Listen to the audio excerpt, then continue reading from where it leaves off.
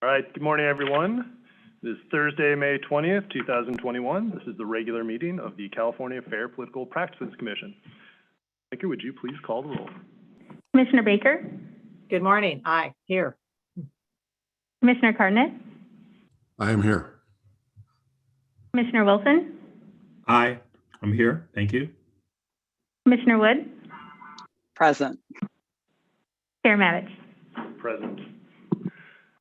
All right, we'll go ahead and get started with item number 1. This is public comment for items not on today's agenda. Do you have any callers on the public comment line? Well, this is Steve Petzold in Santa Clarita, California. Good morning, Mr. Petzold. Nice to join you all again. I hope that you read the letter that I sent to you. I was very disappointed in the stipulation which you approved last month with the COC Foundation. I was disappointed both with the Enforcement Division for not staying within the four corners of the statutes and regulations which govern the Political Reform Act, and I was disappointed in most of the commissioners there for not having a curiosity to make follow-up questions that I sent were relevant to the items which were being put forth before you. I took particular umbrage at saying that these are not donor funds when the contracts that were signed with the college said they were donor funds. So and then to have somebody say, well, Mr. Petzold is using, the layman's definition, and we have a much more sophisticated definition of the word donation down here at the FPPC. I want to say that that's a bunch of bull. You can go to any dictionary and get a definition of a donation, and some say it has to be voluntary. I will tell you that the money that went into the foundation was received voluntarily with no expectation of an equal value. It may have been subject to contractual negotiations with the college, but the lady that opens up the envelopes at the foundation, she got a check there from Barnes & Noble one year before the campaign for $200,000. She doesn't ask, well, I wonder if they gave it to me voluntarily because I don't remember holding a gun to the person's head to send it to me. So to that definition, I think certainly deserve follow-up, and I was disappointed in that. I believe that you didn't look at whether this item was a sponsored committee. The other attorney said, well, it doesn't meet the 80% threshold. It was less than 80%. But they didn't look at their own regulations, which say that the administrative services are provided by the individuals, provides all or nearly all the administrative services of the committee. You had everybody on the foundation, including the principal officer and treasurer of the committee, involved with the foundation. The chancellor who authorized the disbursement of $150,000 on the foundation. Everybody was in the foundation. The foundation was running the whole campaign. So I think that you laid the groundwork for other public agencies seeing a way to steer or launder money for the uses of political campaigns in the future. And for that, I'm very disappointed because this was a great opportunity to make a stand and just challenge the Enforcement Division a little bit and say, well, why did all this money flow from the college to the foundation and end up being used to fund a political campaign? I hope that in the future, and I do have several other cases pending against community colleges where it looks like you regularly tap the foundations and the student services associated students for upwards of $100,000 to fund the bond campaigns. I'm going to be following up on those. So, in the future, I'm going to stick with you guys and see how you're doing and make comments. And I just expressed disappointment. You spent more time in that meeting talking about whether you needed to remove the item from the consent calendar to talk about it than actually talking about it. I wish you all a good day and hope you're doing fine, and we will see you down the road. Thank you, Mr. Petzold. Do you have any additional public comment for items not on today's agenda?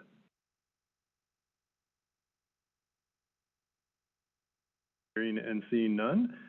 Today we are going to, item number 2 is going to be our closed session. So at this time, the commission is going to recess from open session and we'll move into closed session, and we'll come back to public session once we're finished with closed session.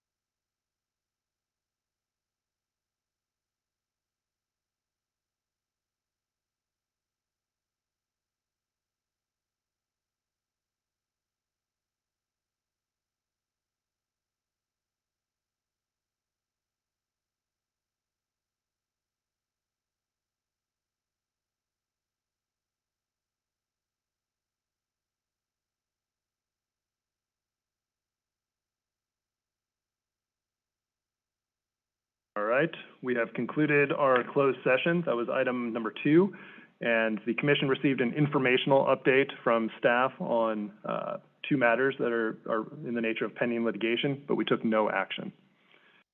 Now proceed to item number 3, and that is approval of the commission's April 2021 commission hearing meeting minutes. Do any commissioners have edits or comments on the meeting minutes from April? Hearing and seeing none, do we have a motion to approve? I'll move. Oh, I'll second. Motion and a second. Ms. Linker? Commissioner Baker? Aye. Commissioner Cardenas? Yes. Commissioner Wilson? Aye. Commissioner Wood? Aye. Chair Matich? Aye. The motion passes. We'll proceed next to our enforcement consent calendar, and we just have one item on the enforcement consent calendar today. That's item number 4. We are joined by Chief of Enforcement Brereton. Morning, Ms. Brereton. Good morning.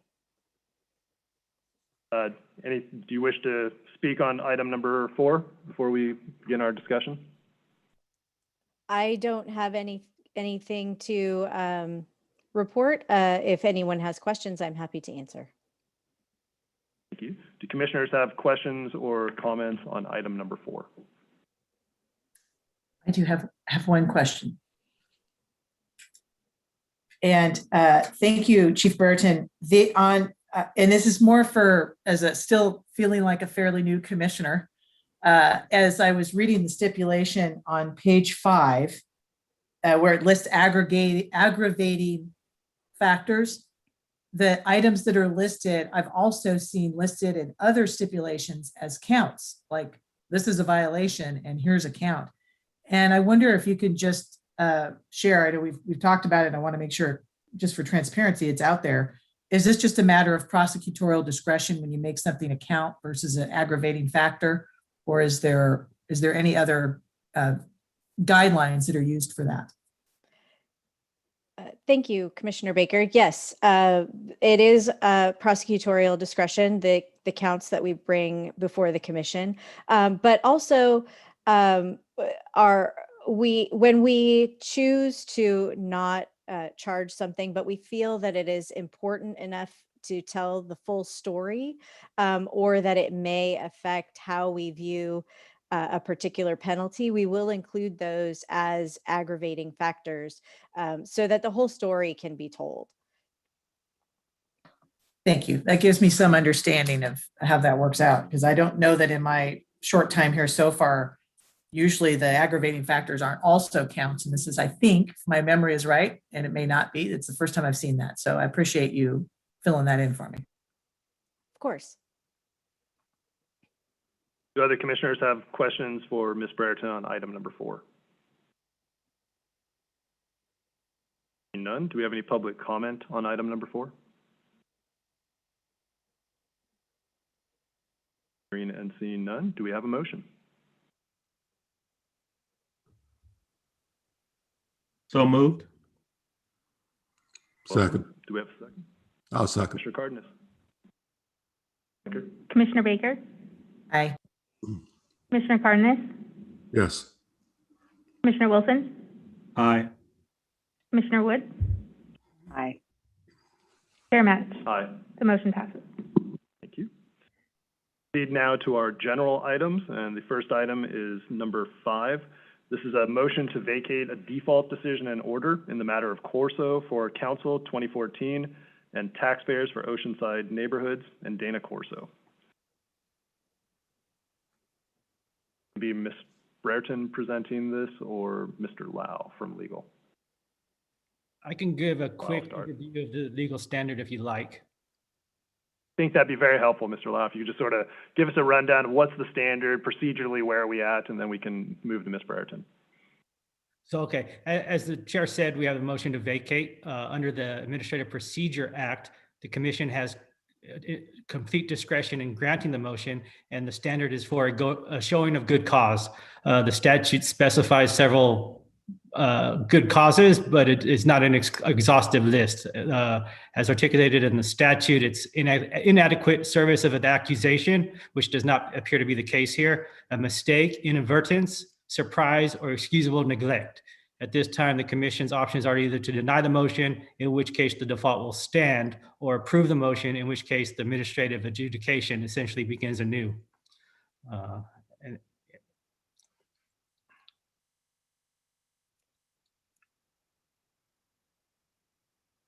Mr. Lau, can I ask a question? yes, So I think I just heard you say that inadequate service was one basis for demonstrating good cause. Is that correct? yes, of the accusation. What is the standard for adequate service so that we can understand what the difference is between adequate and inadequate service? The APA cites the Code of Civil Procedures as any service that complies with what would be sufficient in a civil proceeding. The Code of Civil Procedures allows substitute service at a place of business, which is what occurred here, with a showing of reasonable diligence to personally serve, and which is shown in the process server's declaration. And then the other requirements is that it's left with a person apparently in charge and over 18, and also mailed to the same address. So that appears to be what happened in this case. Thank you, Mr. Lau. Do commissioners have questions for Mr. Lau on the procedural piece of this? I have a legal standard question. Oh, sorry, Commissioner Baker, go ahead. Good. Commissioner Wood, you go ahead and go, and then we'll go to Commissioner Okay. Baker next. What's excusable neglect? Sorry, I don't mean to be Socratic. Ultimately, would be in your discretion whether or not there's just something that they did that was that we find excusable, or something we did that we ultimately APA provides a lot of discretion to the commission in making these determinations. Gotcha. Thank you.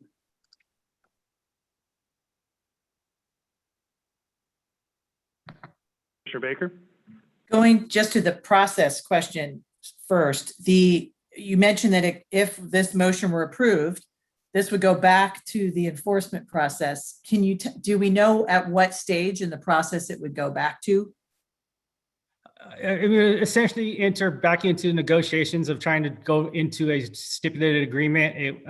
Ultimately, the respondent would have the opportunity to move forward and the right to the administrative adjudication formal hearing before ALJ or before the commission.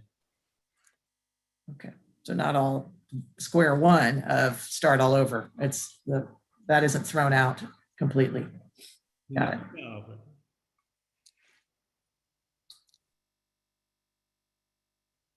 Any additional questions for Mr. Lau?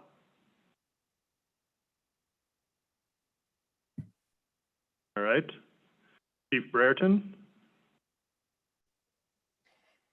Thank you. I would just like to make a brief statement about the motion. We encourage and recommend that the commission deny Ms. Corso's motion to vacate the default. That she has she makes a claim in her motion that she never received a phone call, an email, or any message related to this matter.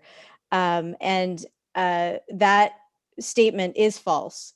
And we did follow all of the rules that are included in the Code of Civil Procedure and made reasonable and diligent attempts to serve Ms. Corso with the documents.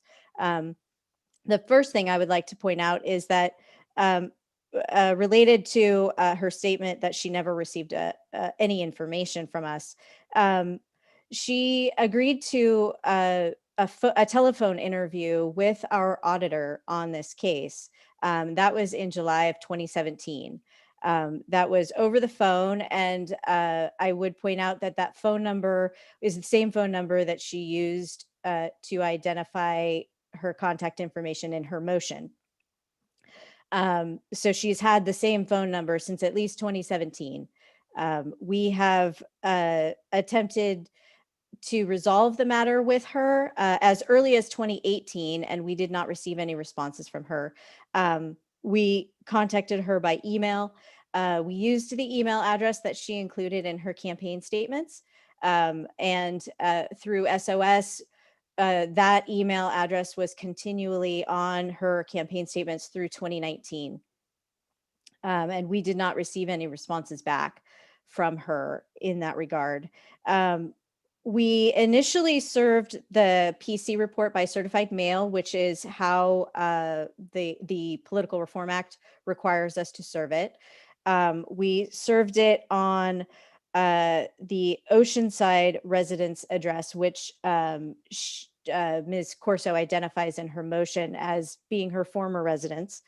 At that time, she sent us a letter in response. The return address was that same Oceanside residence.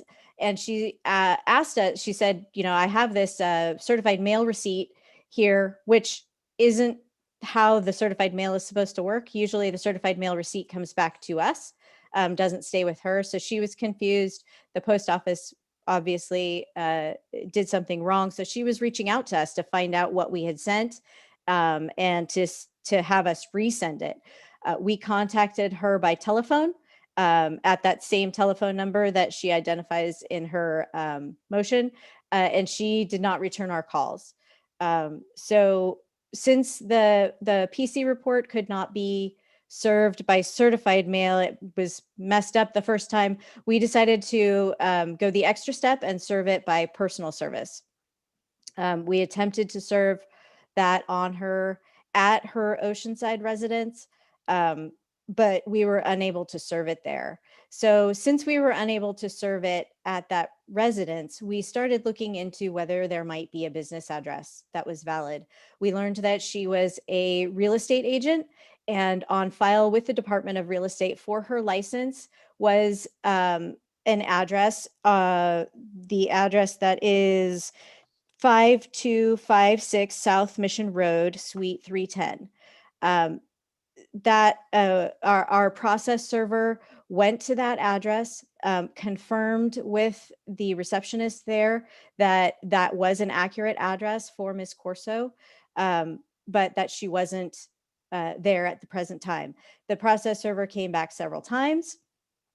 She was not there each time.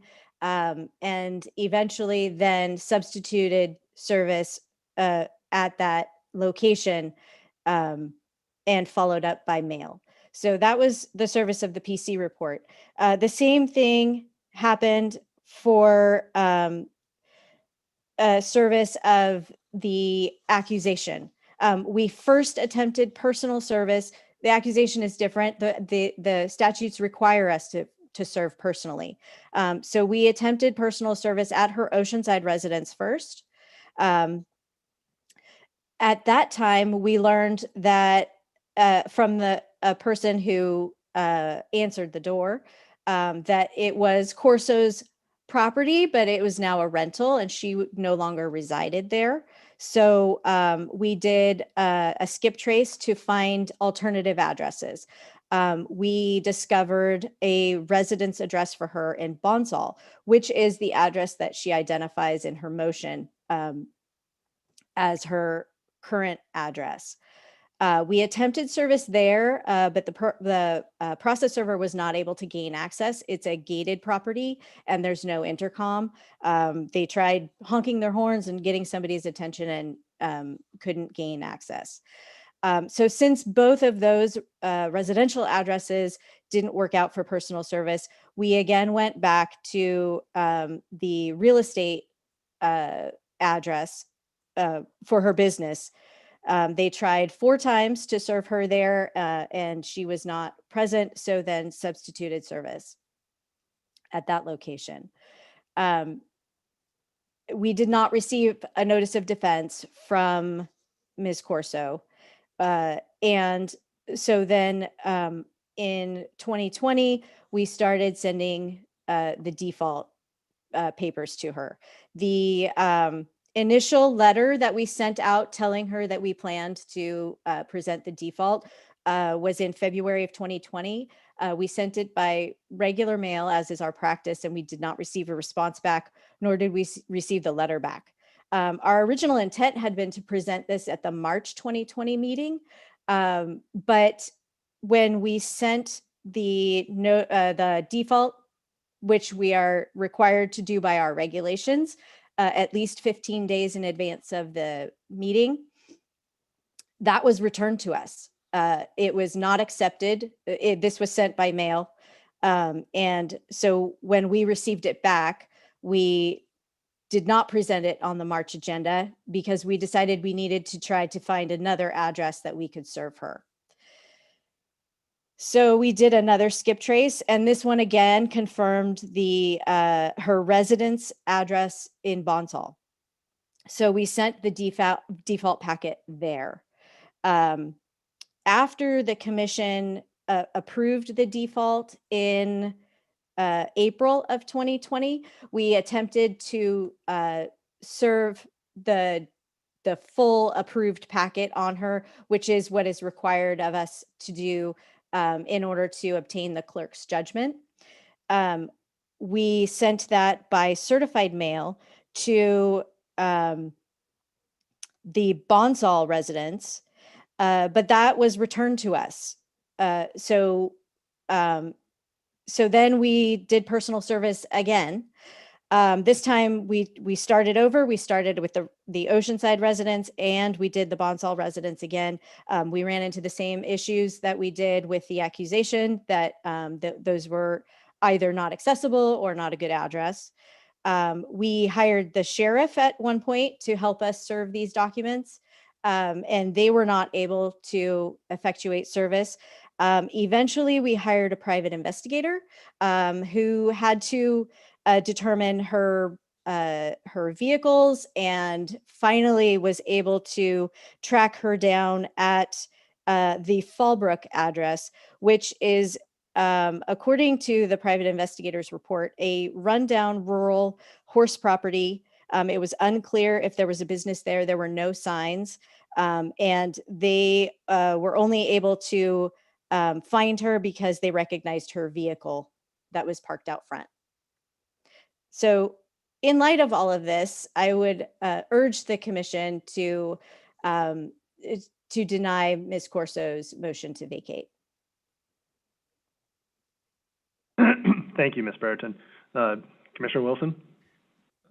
Thank you, Chief Brereton, for your extensive overview.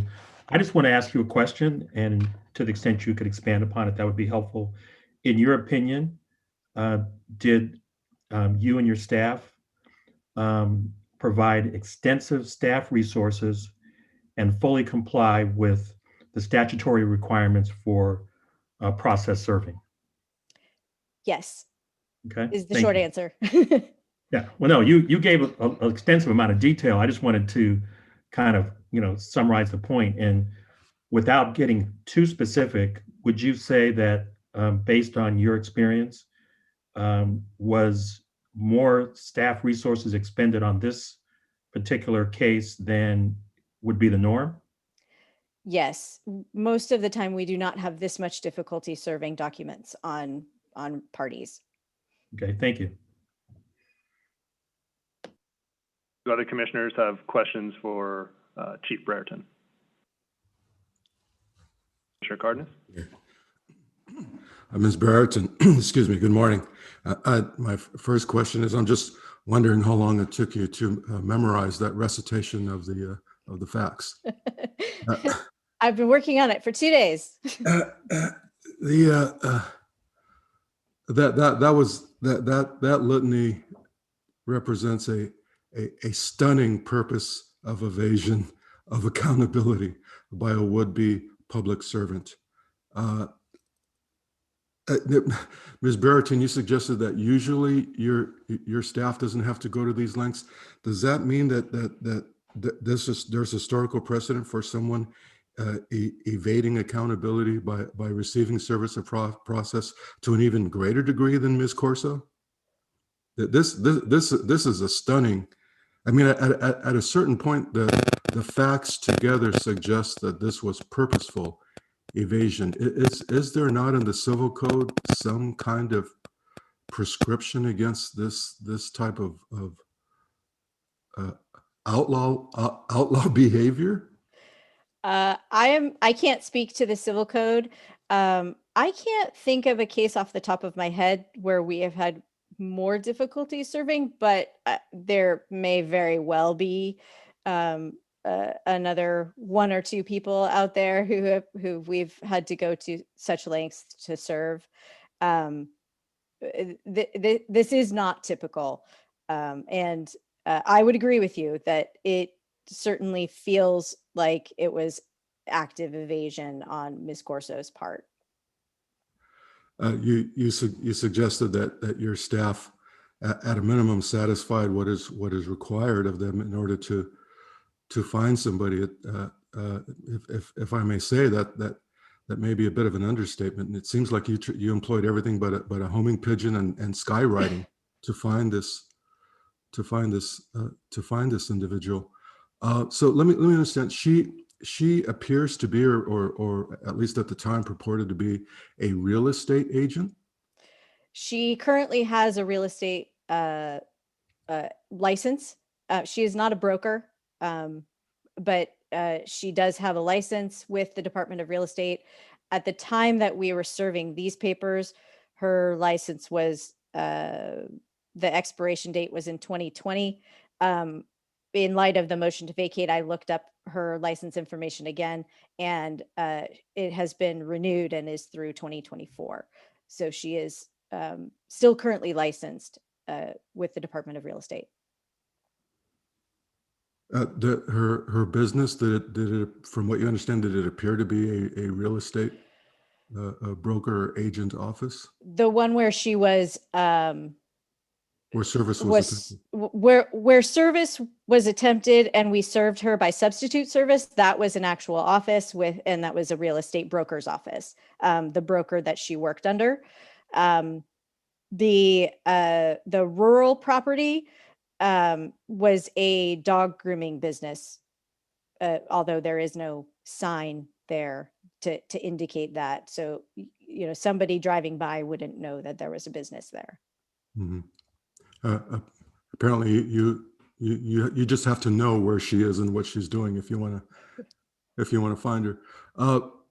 So this is a real estate person whose office person, Ms. Johnson, represented that Ms. Corso does not keep appointments. She just comes and goes. So does that mean that Ms. Corso just waits by her listed properties for prospective buyers to just happen to drop by? This really strains credulity. This kind of scofflaw behavior is just absolutely disgusting from on the part of anybody, but somebody who seeks to be entrusted with the public trust. So what is it that's being recommended of us here? I am my team is recommending that you deny the motion to vacate the default and that the default stands. Oh, at a minimum, but I'm just wondering aloud, and perhaps there's no answer, at least not in this venue or within our jurisdiction. At some point is not, and maybe this doesn't fit it, but if this doesn't, I don't know what would. A purposeful evasion of service of process, is that never? Is there no remedy for that? Ms. Brereton, thanks very much. You're welcome. Thank you, Commissioner Cardenas. Do other commissioners have questions for Ms. Brereton? Commissioner Baker? Thank you. And I appreciate the good questions from my fellow commissioners and very much appreciate the additional detail that you've provided today that goes beyond what was in the original memo to us. As I looked at this, the distinguishing feature for me was what is evidence of a scofflaw, somebody who's intentionally trying to do this, and someone who, whether it's excusable neglect, lack of diligence, but no nefarious intent, and looking for those factors. And you provided them in your briefing to us now, where you were able to identify the phone number where the team called was the same number she has provided on the motion itself and the addresses. So whereas before I was a little bit more imagining as a possibility a scenario where after a candidate, maybe I want to say particularly local candidates, have lost and they're not running again, whatever email they use just for their campaign, whatever address they might have been associated with, but isn't their regular business address, all those, they move, they go on, I could see that happening. I would consider that more neglect, but that is, I think, not uncommon. The fact pattern that you were able to lay out today, complementing the memo, leads me to the intentional evasion category. And I appreciate you supplementing that for sure, especially connecting the dots. And so I don't have a question for you. I wanted to advise and just say that because I know that I peppered you with questions leading up to this, and you've provided that information. So I thank you for taking that time. You're welcome. All right. Any further questions from commissioners for Chief Brereton before we open it up for public comment? All right, hearing and seeing none, we're going to go ahead and open it up for public comment on item number 5, the Commission's consideration of Ms. Corso's motion to vacate.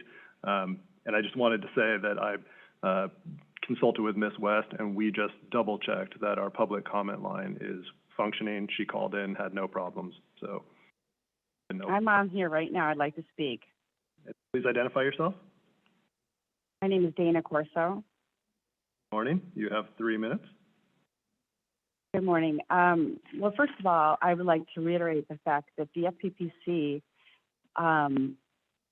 is supposed to be a fair and unbiased agency that's supposed to work with people for,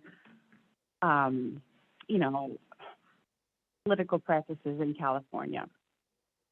That being said, listening to the comments that were made against me is just absurd because, number one, my Dana Corso at sbcglobal.net email was hacked, and I have documentation to prove that. So I didn't no longer use that, but I still would check back in on that for any important emails and that sort of thing. The property that's located at 7311 West Lilac, hearing that somebody would honk their horn, it's a 10-acre property. My driveway is 1,500 feet long. My house is on top of the hill. There's a school directly across the street from my house. There's no way I would ever hear horns honking for somebody trying to get my attention. And half the time when you hear a horn honk, it's a parent that's honking at one of their kids or something across the street. It's impossible to hear a horn honking from the top of my driveway. Furthermore, Caldwell Bankers that they allege that they served me at, I'm not an active real estate agent to the fact where I buy and sell real estate for others. I am an investor and I buy property because I do have a pet grooming business, and to allege the fact that my business that's located at 4822 South Mission is run down is also absurd because I maintain this property regularly. So I don't know where all of these allegations are coming from, but they are way off. I have evidence to prove that I worked with the FPPC. The girl off the top of my head's name that I could think of was Tara Stock, along with the city clerk, for a year to clear up all of these allegations in regards to what this is alleging. I was never personally served. I didn't try to evade anything. And if you talk to most of the agents that hang their licenses and some of these real estate agents, especially with COVID, nobody was going into any office. Now, taken for granted, even if looking at the papers that were submitted that I just saw online trying to get through to this, and the girl that claims that she took those documents and gave them to me, she never gave me anything. I am a very honest and genuine person. I ran for city council because of the fact, I tried to maneuver through, different things that are corrupt and try to, stand up to things that are right. Had I known that any of this was going on, I wouldn't have ran in 2018. I have records proving that I called the FPPC in 2018 to find out what was ever taken, any course of action that was taken in regards to the allegations that were made. And at that time, they weren't even allegations. They were just emails that I was getting back and forth from a routine audit that was done in 2014. So we're talking 7 years later. So I haven't tried to evade anything. I try to do what's right. I think it's only fair for this commission to take into consideration there was never a fair hearing. And that if you would take the time to allow me to submit the documents, you'll see that each and every one of these allegations are absurd. And I spent hours upon hours, and lucky for me, I still have those emails. I think that if you all are doing your job diligently and are standing on the basis that you want fair and, you know, unbiased hearings, then you should allow me the opportunity to submit this documents, because it'll prove to you that not only did taxpayers for Oceanside neighborhoods never do anything that was against the rules if it was deliberate. I mean, it was minor things that were cleared up afterwards, and the net file system that Oceanside was using was not working properly, so they had me submitting these documents by hand. So I have all of these emails, I have all this correspondence, not just from the city clerk, but from FPPC people that were working to go through each and every one of these. So when I ran in 2018, I called FPPC and I said, I wanted to use the same number that I used for Corso for Counsel, because I still had the envelopes and everything still the same. I still had the same PO box. And they went through and researched it and told me that there was no issues for me to use that. So I thought that everything was cleared up, because you never get a final letter or anything. And I never had issues with the FPPC before. Ms. Corso, your time you know, has expired, and I've given you an extension. Okay. Can you go ahead and I'll give you another 30 seconds here to just wrap up your comments, please. Well, okay. Well, I appreciate the time today. And I will say that had I known that it was going to be, you know, I would have submitted all the documents, but I was told that this was just going to be a hearing, whether or not you're going to allow for me to have a hearing. And I think it would only be appropriate that if that was the case, then I would submit all of these documents that will prove that this whole thing is wrong, you know, and it's just a big misunderstanding, you know. And so I'm urging you and begging you all to make that decision, to allow me a fair hearing. That's what the FPPC stands for, and give me the opportunity to give you these documents so you can look at them and you'll feel the same that I do, that this is just an oversight somewhere. Perhaps there was too many people involved, because if you'll see the chain of events with my emails, it went from one person to another person to another person. Even this Michael Hamilton, I sent him an email. He never responded back to me. There is no evidence in FPPC records that he emailed me or called my number, which he had, ever after the last conversation I had with him. And so how was the person supposed to know? Ms. Corso, You know? thank I mean, I did my due diligence, I thought, in order to, you know, move forward with the FPPC in a good standing. Was never ran for city council in 2018 using the same FPPC number if I even thought that there was an outstanding debt owed or any questions asked. So I'll end it there. I appreciate all of your time, and I do appreciate all the things that you guys do. And I think, like I said, it would only be fair for you guys to allow for a fair hearing so that I could submit these documents and you know, clear this whole issue up, you know, because it's, like I said, it's a big misunderstanding. Thank you for your time. I appreciate it.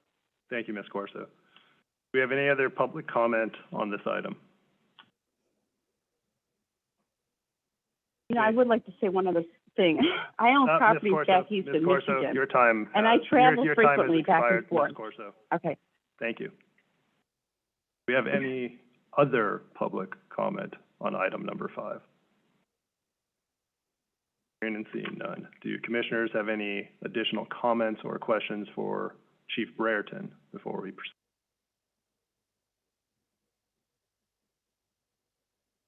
Right, at this time, do we have a motion?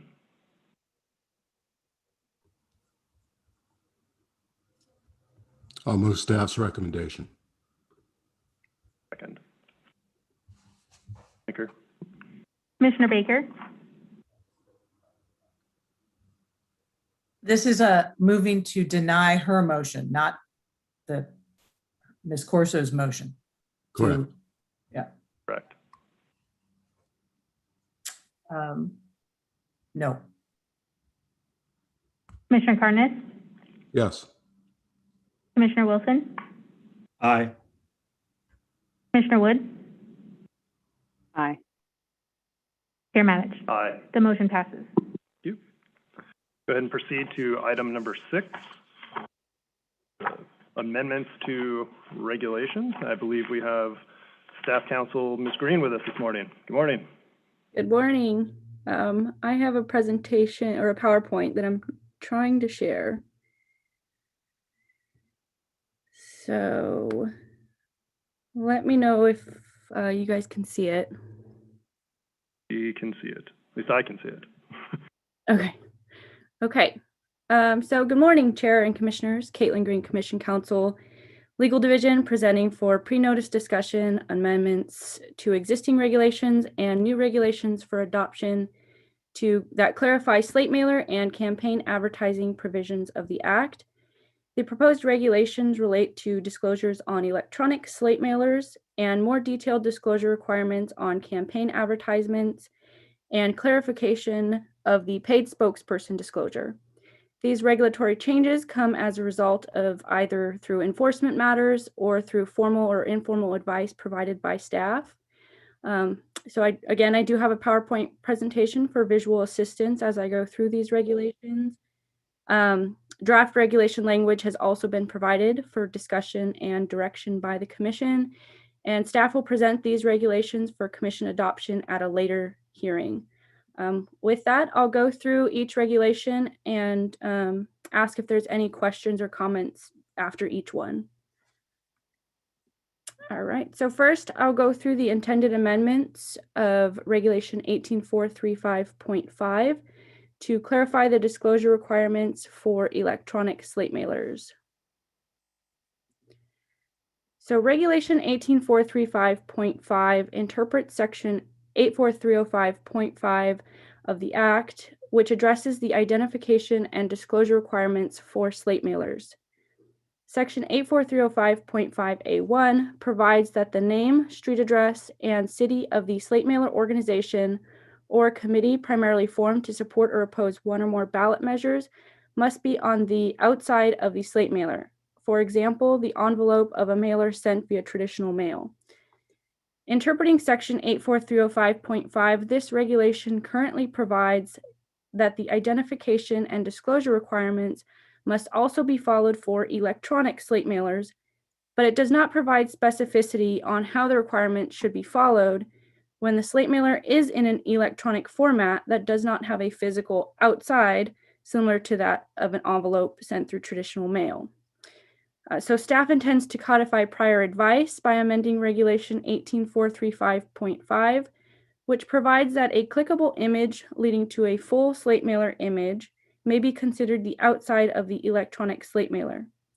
And for an email or text message containing a link or attachment to a slate mailer, the body of the email or text may be considered akin to the outside of the attached piece of slate mail.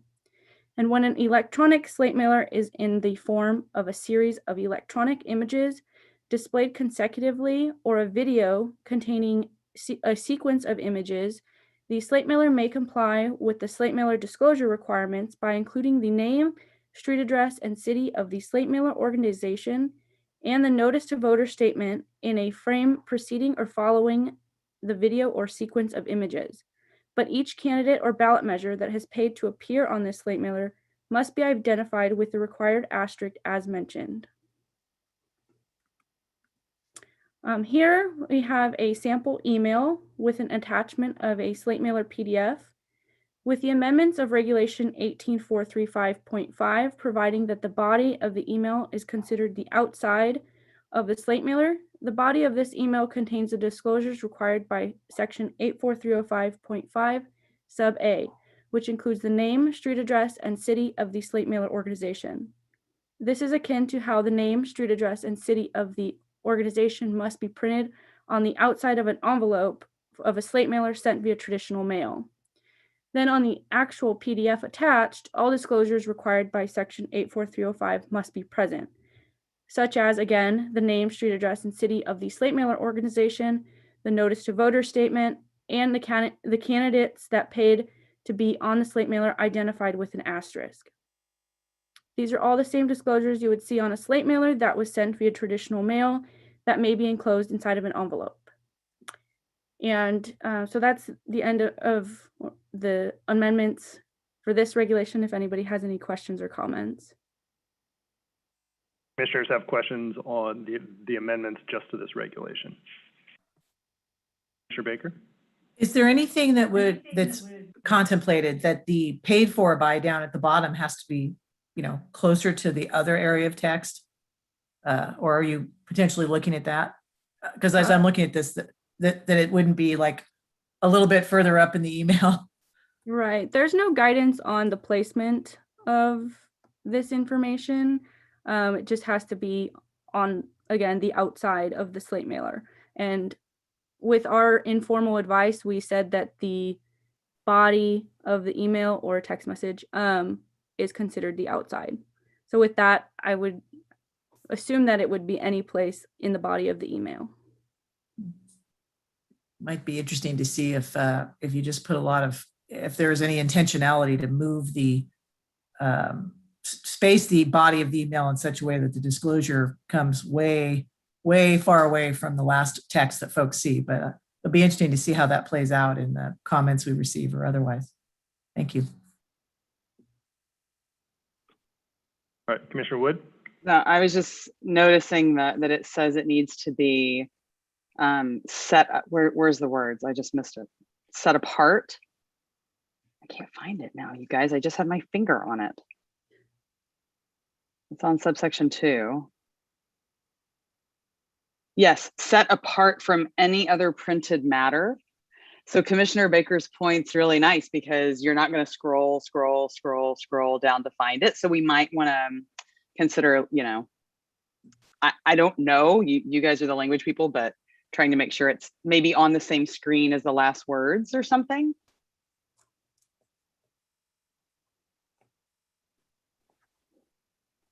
Yeah, that's certainly something we can consider. The last substantive words or something like that. I don't know, but.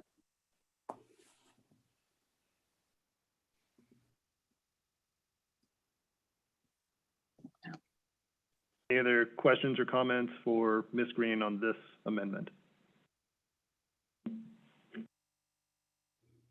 All right, Ms. Green, why don't you go ahead and proceed? Okay. So next, I will go through the advertisement disclosure regulation updates for 4 different sections. There's 3 new regulatory additions and 1 amendment. The first is adoption of Regulation 18450.6, advertisements in other languages. This regulatory addition comes as a result of advice given by Commission staff, which provides that an advertisement disclosure on a political ad should be written or spoken in the same language used in the advertisement, with the exception of the committee's name, which must appear as it does on the committee's campaign filings. And staff intends to codify this advice with the adoption of Regulation 18450.6 by requiring the advertisement disclosure appear in the same language in which the advertisement primarily appears. Here is an example of a campaign advertisement that appears in a language other than English. Although it's a bit blurry, the advertisement is similar to what we are likely to see, to which Regulation 18450.6 is intended to address. With the adoption of this regulation, the disclosure on an advertisement like this will also appear in the same language that the advertisement primarily appears in. And that is whether it is written or spoken. With the exception, again, with the committee's name, that must remain the same as the name used on the campaign filings, which again is consistent with prior written advice. And then with that, I'll take any questions or comments for this regulation. What happens, Ms. Green, when you have an advertisement that has multiple languages on it? How do you determine what's primarily versus not primarily? So we would consider primarily the majority of the advertisement. Generally, our intention with this is to have a somewhat flexible standard because in our experience, it's pretty clear the intended audience of the advertisement. If somebody is only including a couple words in Spanish, then you know that they're not trying to, reach a Spanish only speaking community. But if the advertisement appears mostly and maybe only has a couple words, say in Spanish, then we can tell that the intended audience of that advertisement are for Spanish speakers. And then if we get too specific on the definition or the standard, then we get into a murky area where manipulation might happen, where if we set a certain number of words, then somebody's just going to delete one word or mess with the font or, mess with the sizing of the advertisement and all that. So our intention here is to have a somewhat flexible standard. Thank you for that. Commissioner Baker? Is there anywhere, thank you, I had the same question. Is there anywhere else in disclosure regs that we have where primarily is used in a similar context that folks might draw on for guidance as they're looking to do primarily? Certainly majority provides flexibility. I'm just curious if primarily is used in in a similar context that folks would be able to draw upon. To your knowledge. I do not know off the top of my head whether there is. I do not believe so. But again, I don't know that off the top of my head. Okay. Thank you. Any questions for Ms. Green on this reg? All right, Ms. Green, why don't you go ahead and continue? Okay, so next is the adoption of Regulation 18450.7. It's advertisement disclosure for advertisements in formats not specifically addressed. The adoption of this regulation is recommended due to staff coming across ads that require disclosure, but how those disclosures appear is currently unclear under the Act. For example, ads appearing with lasers or on a large tent or on a projection screen. This proposed regulation would provide guidance on disclosure requirements for advertisements displayed in a format not specifically addressed when including the paid for by disclosure, the top contributor disclosure, and the disclosure for independent expenditure advertisements not authorized by a candidate. And here are a few examples of the displays we are intending to address with the adoption of this regulation. The one on the left of the screen is a laser projection of an advertisement for No on Prop 22. And on the right, it is a wall or building projection for a non-campaign advertisement, but which shows how a campaign advertisement might be displayed, to which this regulation would clarify how the ad disclosure should appear. And with that, I'll take any questions or comments on this regulation. Any questions for Ms. Green on our electronic billboard regulation? I'm chuckling a little bit too, because I'm imagining at Halloween or this holiday season when your house has those projectors on them. But this is helpful to know, technology evolves. All right. So well, I guess I have a question, Ms. Green. Sorry, because it occurs to me like the No on Prop 27 sign, right? I think that's a good example. So this is an image that's projected for a period of time, presumably at night when you can see it, on a hillside. And we have specific requirements in this proposed reg about the size of the disclosure. How do we, from the standpoint of enforcement, when something is projected for a short period of time and then the projector turns off, how do we enforce that or prove up a violation, I guess, is my question. I'm not entirely sure how to answer that question. I apologize. But our regulation does address the size of the advertisement and how those disclosures should appear. And I mean, I guess it would depend on if somebody saw the advertisement, then it must have those disclosures, but I'm not entirely sure how it would work on the enforcement end.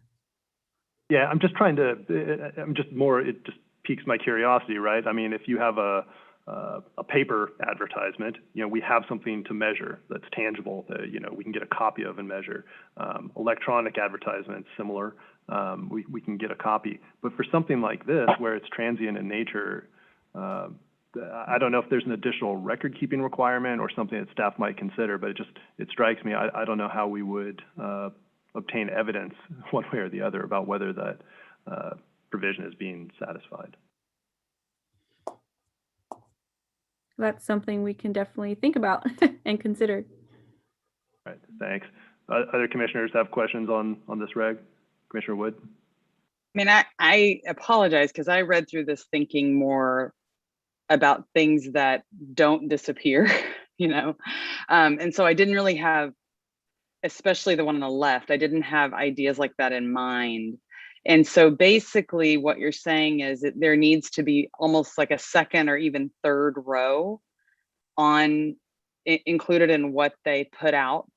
And then if they're doing it with skywriting, if they're doing it with a banner behind a plane, like how, I guess the banner behind the plane would be something that's printed, and so it wouldn't kind of go away. So it would be easier to plan for it. But I'm just thinking like,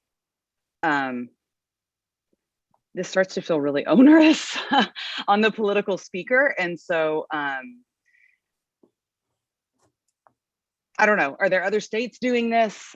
Or would we be the first? I don't know. It feels like a lot. Yeah, and I'm not familiar with other states or other standards for this. And when I was actually drafting this, I did consider, or I did think that this would be an advertisement that's sitting there. So this is also something that I haven't entirely thought through, but I think we should consider. Commissioner Wilson? Well, following up on Commissioner Wood's question about whether this has been done in other states, I think that's a good question to pose. But I have two questions, Ms. Green, and I don't know if you can specifically answer this question. Where did this idea originate from in terms of this particular regulation? It was actually this laser advertisement on the left for no on Prop 22. Okay, so that's that. Okay, so let's say this regulation is implemented, and I don't want to put you on the spot, Ms. Green, to answer this question. Perhaps Executive Director West could respond to this question. If this regulation was adopted, would it require a substantial allocation of staff resources to track the regulation and its compliance? I will defer to Executive Director Galena West because I'm not sure. Hello, Galena West here. So in these cases, and kind of also to go to the chair's question, enhanced record keeping would always help. But basically, these are the cases where someone takes a picture and they validate that they took this picture at this time at this location in order for it to be evidence that enforcement would use. The other example that came out in the media that spurred this kind of discussion was someone using a projector to put their own campaign information on the competitor's business and the competitor's spouse's business. And so it was being projected over the entire front of the business. And so that's where this all kind of got a little heated this last campaign season. But as for resources, it'd be like, robocalls and the other electronic stuff. It would be a matter of getting the records and then authentic of the item. Okay, thank you. Commissioner Wood? I think Commissioner Cardenas unmuted too. I can go in a second. Oh, no. Well, I was formulating a question. I'll go ahead. I'll go ahead anyways. This reg deals with print media. What about advocacy merely through the spoken word, audio only? So the next regulation does address that somewhat, and we do have rules for audio only advertisements. So I don't know if you want to clarify your question. Yeah, maybe I should just ask what I'm really getting at, and then you can tell me whether it fits in any of our regs. It may not, which may be a whole nother discussion. Paid influencers. An individual propagates little video of herself via Instagram, let's say, advocating for a particular ballot measure or a particular candidate. This is just any ordinary citizen or high school resident person, right? But she has been paid, in fact, by a campaign organization or even by an IE. But she has been paid by some interest to leverage the fact that she has so many followers, so many likes, right, and help advocate for a particular position or a candidate. How do we deal with that? I think commission staff had previous regulations on this. That's not something I'm addressing today, but perhaps someone else can speak as to those regulations. I don't have that information with me or in front of me, and I apologize. This is Dave Bainbridge, General Counsel. That will be coming back, I believe it's next month for pre-notice. We had split these two advertising projects in half because they're kind of a lot for one staff member. So that is one of the main topics we'll be discussing next month. So, and then I would just comment, based on my enforcement past, looking at how would we enforce these, I guess I'd start with the printed ads. What we've done with these regulations is, because the statute is so specific, we've tried to take the same basic rules that apply for similar types of ads and apply them in a slightly different context. So we have taken basically what is the billboard rule and applied it to a projected image on a hillside, because that is the most similar you could get to a billboard, was our thinking. So to be consistent with what the legislature has said they would like the rule to be in terms of disclosure, we tried to apply similar rules. In terms of figuring out the size, I think that could be tricky for the investigators in enforcement, although I think they could figure it out in most of these circumstances. For example, I just Googled and the Hollywood sign is 45 feet high. So I think by knowing that, they could scale it and maybe figure out what size this advertisement is. Similarly, when you have it projected on a fixed building, you can figure out how tall that building is, even if the image is no longer projected up there. And using the picture, I think you could do a pretty good job of figuring out exactly how big the advertisement is, and then determining what the disclosure should have been if it wasn't there. Mr. Bainbridge. Commissioner Wood? I had a follow-up thought, which might help me feel a little, where am I echoing?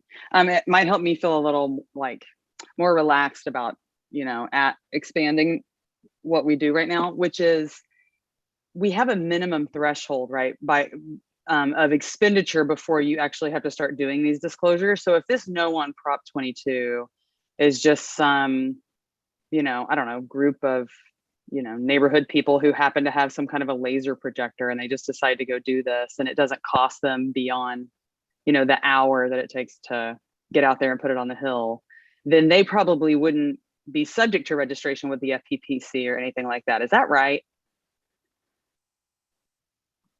That's correct. They wouldn't, assuming they don't meet the threshold for becoming, to be an IE, which if they have their own projector, that's pretty cool that they have that equipment on their own. But it wouldn't have much of a cost to them at all.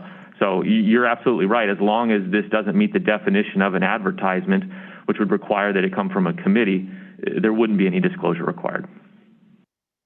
Yeah, so then we're just talking about kind of the bigger players, which is a little better, I think. Okay, thanks for that clarification. That's probably something I'm supposed to have top of mind.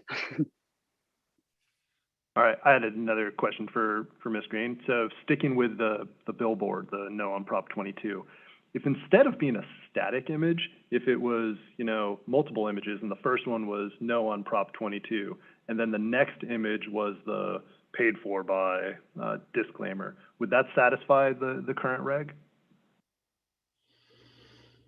Or does it all have to be on the same image? That's a really good question.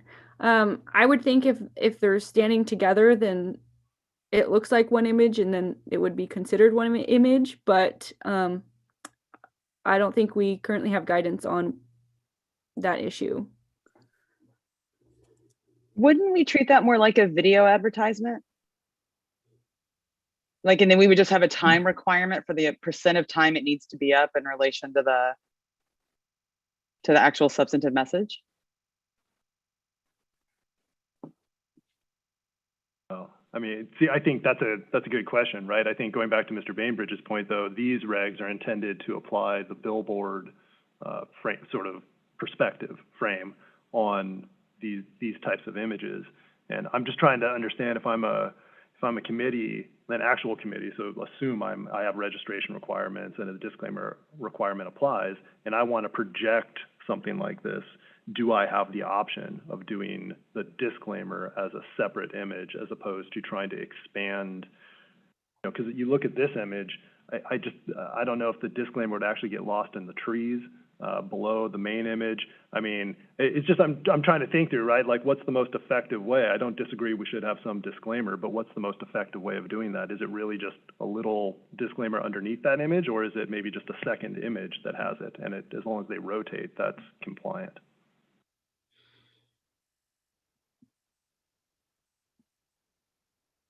Mr. Baker? I might as well pile on because this is really so interesting. You know, as I'm looking at the image of the Prop 22 or 27, whichever it is, I think there's also the question of, we might be able to determine based on other markers how big a sign was or should have been and how big the disclosure should have been. But this is a medium that, depending on how close you are to it, some's going to be legible and some isn't, or even depending from some angle or other. And I think we need to take that into account. It is important to try to be as consistent and carry over what we do in one setting to another.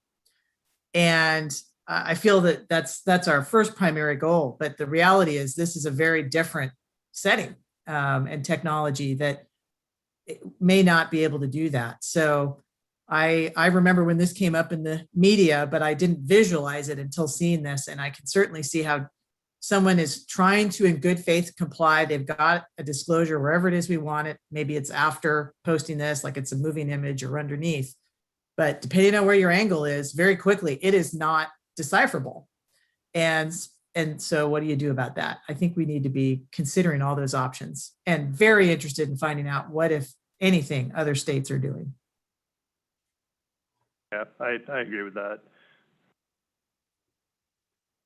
So, Ms. Green, mindful of the fact that this is pre-notice, I think you've heard like some questions about what other states are doing, some different options, some questions about whether one approach would be compliant with the reg or not. So if you could report back on those questions when this comes back for adoption, I think we'd appreciate that. Okay. All right, why don't you go ahead and proceed with your presentation now. Okay. So the next regulation we have is adoption of Regulation 18450.8.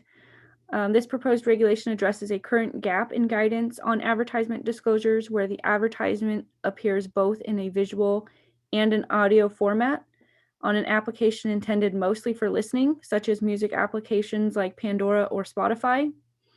The adoption of this regulation stems from conservative advice provided by staff, stating that these types of advertisements were subject to the electronic media advertisements under Section 18450.4.3. Therefore, the disclosure was only required on the visual portion of the ad, since under the electronic media ad disclosures, the radio ad disclosure only applied if the ad was audio only. However, these advertisements to which the regulation is intended to address are typically found on the mobile phone applications, where the majority of users are only consuming the audio portion and not viewing the associated images or video. With that, staff recommends treating the spoken portion of the advertisement as audio only, requiring spoken disclosures, and treating the visual portion as one that requires disclosures to be displayed in written format as required by Section 18450.4.3's image rules or video rules, unless the advertisement is already in a format that requires a spoken disclosure. Here are a few samples of how political ads appear on the music streaming applications. The idea here is that the idea here is there is an image of an advertisement, and as that image is being displayed, someone is providing an audio portion of the advertisement.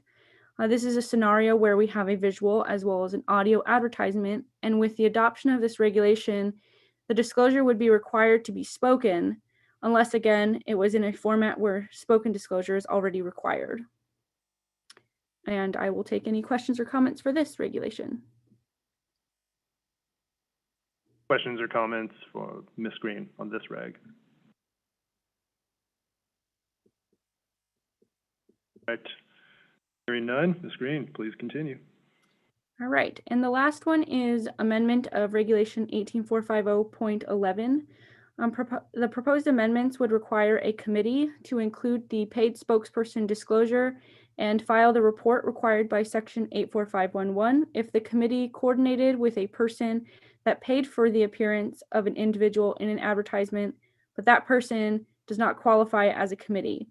And this amendment comes as a result of the Enforcement Division encountering an advertisement through the AdWatch program that involved an official appearing in a ballot measure advertisement, and the committee that paid for the advertisement did not pay for the official to appear in the advertisement. Rather, a foundation which qualified as a major donor committee paid the official to appear. Had the foundation not qualified as a committee, it would not have been clear if the paid spokesperson disclosure and the report required by Section 84511 would have been necessary. This is a scenario in which staff seeks to clarify with the proposed amendments.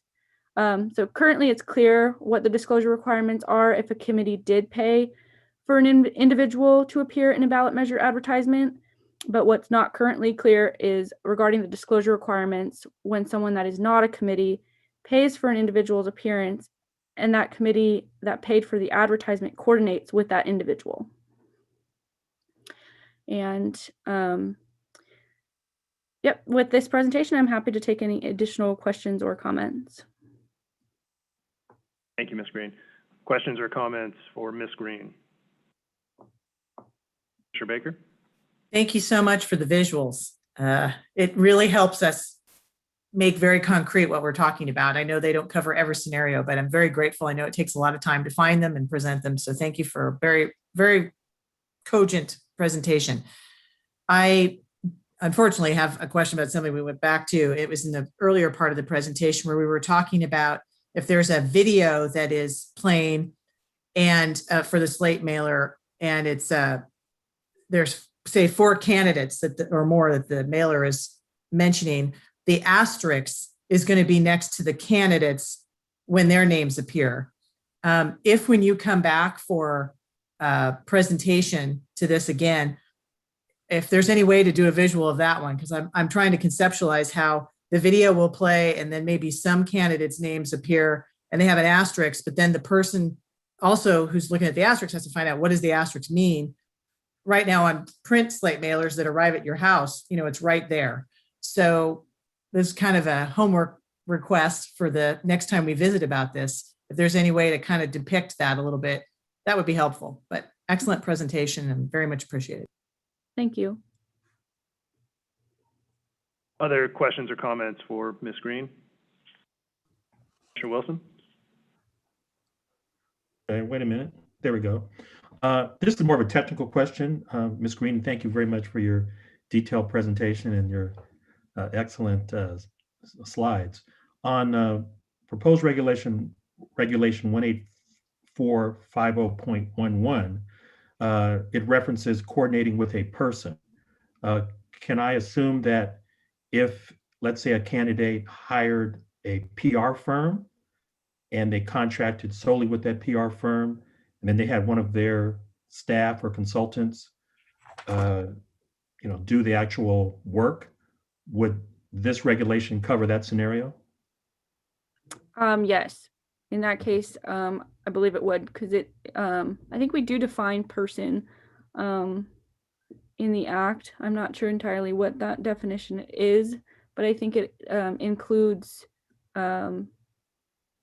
individuals and businesses of that nature.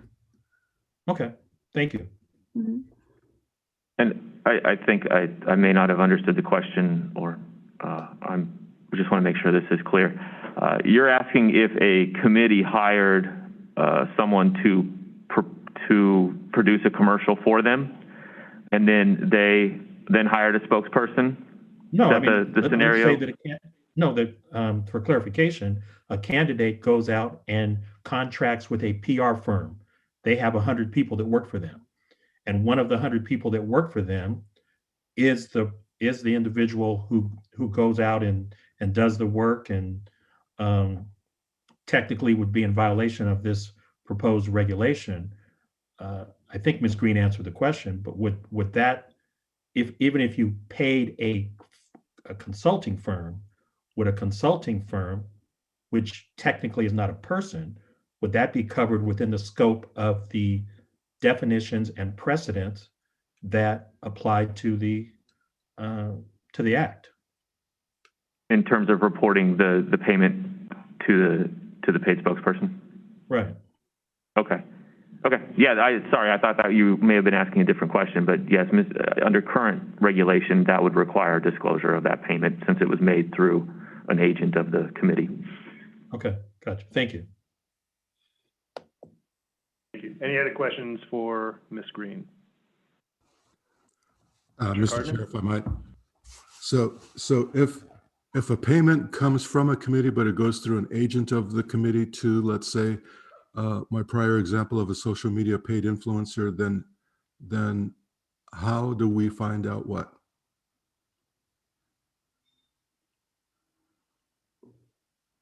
In that circumstance, it would be reported as an expenditure by the committee on their campaign reports. It may be reported as coming through a sub-vendor because the vendor may have cut the check to the influencer in that circumstance, but it would still show on their report that they had paid the vendor to then pay the influencer.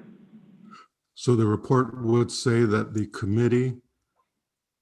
committee's expenditure to vendor A was for the purpose, at least in part, of vendor A paying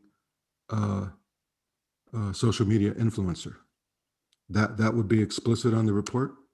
Is it required to be explicit on the report? No, it's not that explicit. It's who they paid and what the general category of it is.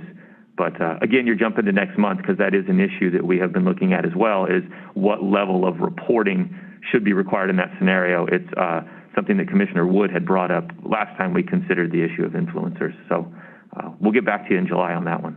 Yeah, or June, I'm sorry, a month ahead. Yeah, you keep saying that. I'll be watching. Yeah, Mr. Chair, this is an area of tremendous growth. I mean, at an exponential rate that an old guy like me can fathom.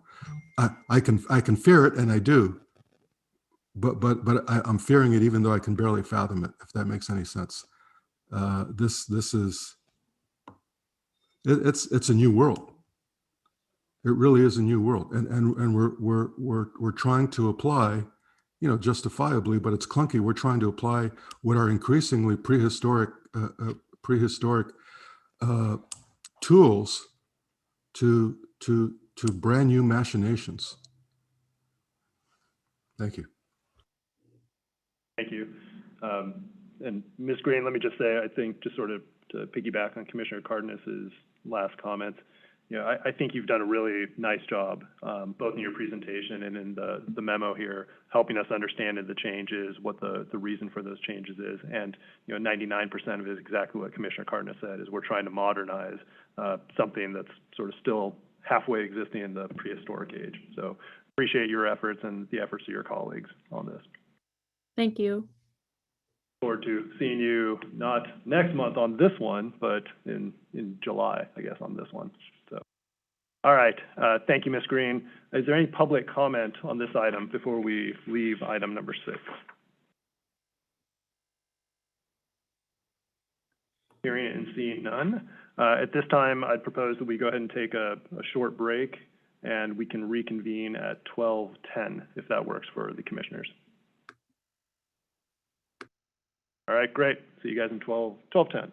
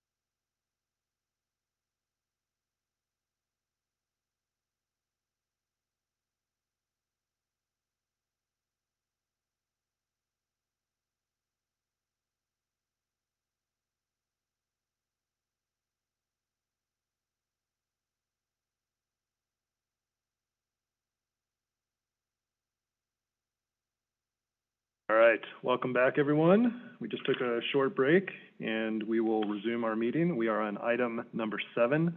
This is repeal, adoption, and amendment of regulations in response to Senate Bill 1239 and Assembly Bill 909, part of the Cal Access Replacement System, or CARS for short.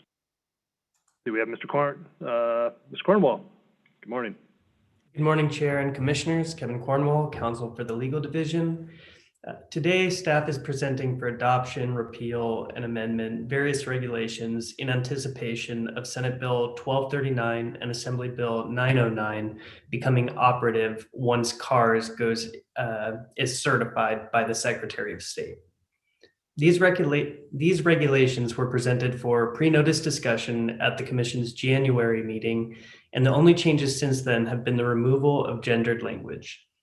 Additionally, while the Secretary of State's goal is to have CARS go live and be certified on June 30th, that date has not been finalized.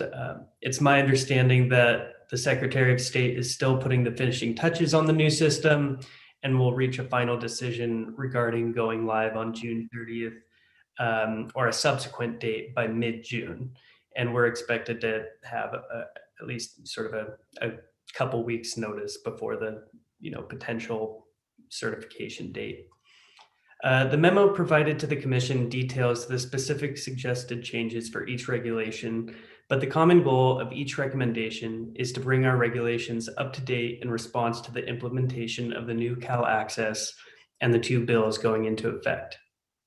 Generally, this means amending regulations to remove references to paper filing where no longer applicable, requiring inclusion of email addresses in filings, and incorporating other minor amendments so that our regulations are reflective and operate in unison with the Act.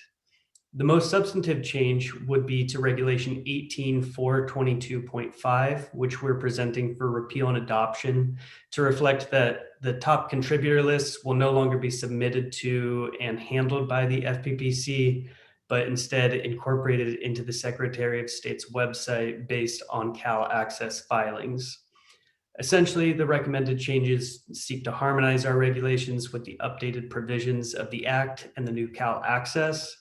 Additionally, I would note that the regulations have been reviewed by attorneys at the Secretary of State's office, whose only recommendation was a minor change in terminology, which was incorporated into our regs prior to pre-notice discussion.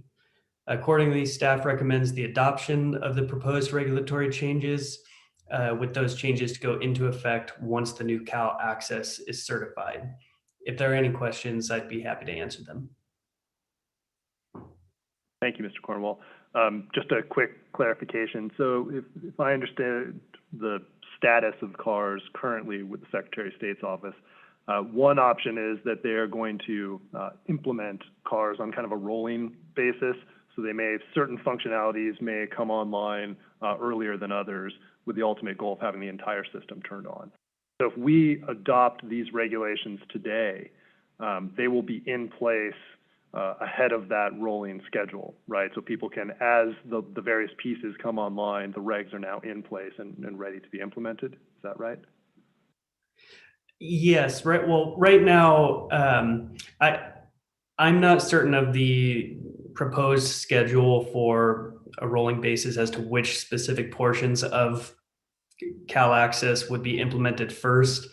But our plan right now is to submit the changes to OAL, and rather than specify a particular date, since that is still up in the air, we would request that they become operative or effective once it's certified by the Secretary of State. And once we make contact with OAL, we can work with them on making the relevant regulations go into effect at the appropriate time. All right, thank you for that. And then a question for you or Mr. Bainbridge. It occurs to me that that plan sounds completely sensible. Could we do something on our website, though, that helps signal to the regulated community and the public as those regulations then become effective based on the rolling implementation of CARS, which ones are in effect and which ones are still sort of pending certification on CARS.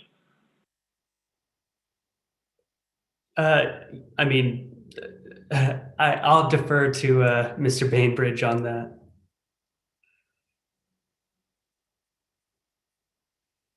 Yeah, not knowing exactly how the rollout is going to work with CARS, it's hard to say, but we will be aware of that issue and account for it on the website if necessary. If some regs need to go into effect and maybe others need to wait until that part of CARS comes live. I'm not exactly sure how that rollout's going to work, but if that's the case, we'll do what we can to make it clear on the website what people should be following at that moment in time. And that's really my point, is if we receive a certification that one aspect of CARS is now live, that we would be able to signal clearly to folks, okay, this is now live, we've received the certification, these are the regs that are now in effect. And that way they can easily know what's in effect and what isn't currently. Okay. Yeah, we have 2 staff with our legal division that meet with SOS regularly on this project. So we'll be on top of what's happening exactly and make sure the regs are consistent with how the system's operating. Okay. Right. My other question for you, Mr. Cornwall, is with respect to the top 10 list, I understand the ultimate goal is that will become a function that SOS will take over for us, and that makes sense given the capabilities of CARS. If that aspect of CARS comes on close to an election, because we may have an election scheduled later this year, and we have the top 10 lists on our website on, let's say, a Monday, they turn on the functionality on a Wednesday. I want to get a sense of, would we continue to have the flexibility of maintaining that list until we're assured that that functionality is working, or do we have to immediately take down our list and just rely on SOS under those circumstances? Yeah, that's a good question, and I'm not 100% positive, but I would imagine that there wouldn't really be any problem segueing from the FPPC's top 10 list to the Secretary of State's, given that it's going to be a data-based system. So any top 10 list that the Secretary of State will have is going to be based on things that have already been submitted to, that are going to have already been submitted to Cal Access through campaign disclosure forms. So I guess I'm just thinking that if we got to a point where, I guess I'm just saying that if we got to a point where the Secretary of State was taking over the top 10 list prior to an election, they would already have implemented the necessary aspects of Cal Access that would make that a pretty seamless transition. In terms of the other aspects of Cal Access, in terms of the data-based campaign filings. And again, my concern here is really just from the standpoint of the public. They are accustomed to coming to our website to find certain information, and we're going to be changing that, and that's fine. But if we change it, in the middle of the week or what have you, I just think we either we need to just keep our list up until the end of the month or whatever the fixed date is, or we have a very clear signal from our website that the information you used to get here, you now get there, and a quick link to it, just to, again, continue to make it easy for the public and other folks who rely on this information. Yeah, we can update the website to include that information. Great, thank you. Do other commissioners have questions or comments for Mr. Cornwall?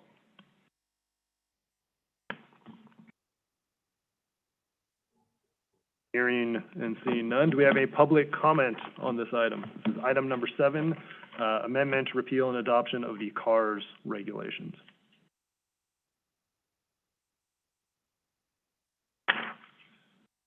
Hearing and seeing no public comment, do we have a motion to adopt?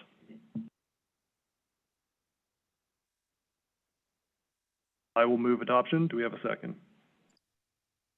I can second. Would. Ms. Linker? Commissioner Baker? Aye. Commissioner Cardenas?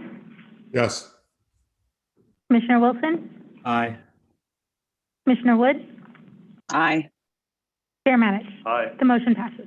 Excellent. Thank you. Good job, Mr. Cornwall. I know this was a long project, but you did a great job with it. Thank you for your work.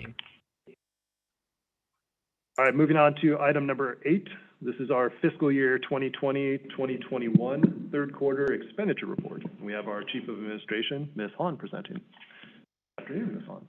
Good afternoon, Chair and Commissioner. I'm here to present to you the third quarter expenditure of 2021 fiscal year budget summary.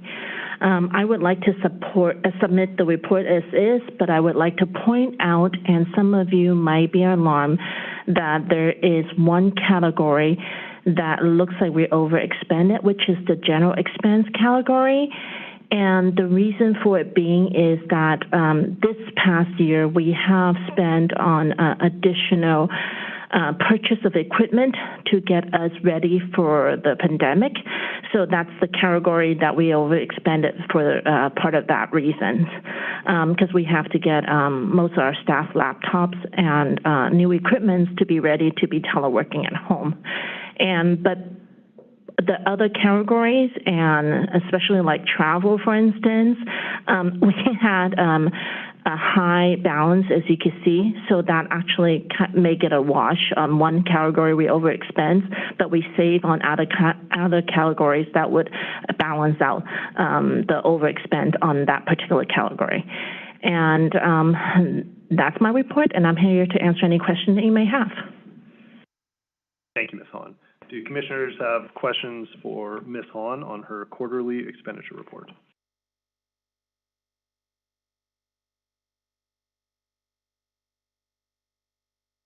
All right, hearing and seeing none, do we have any public comment on item 8?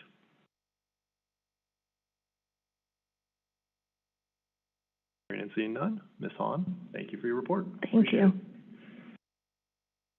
All right, moving on then to item number 9. This is an opinion request regarding campaign and advertisement disclosures by public agencies. And we have our General Counsel, Mr. Bainbridge.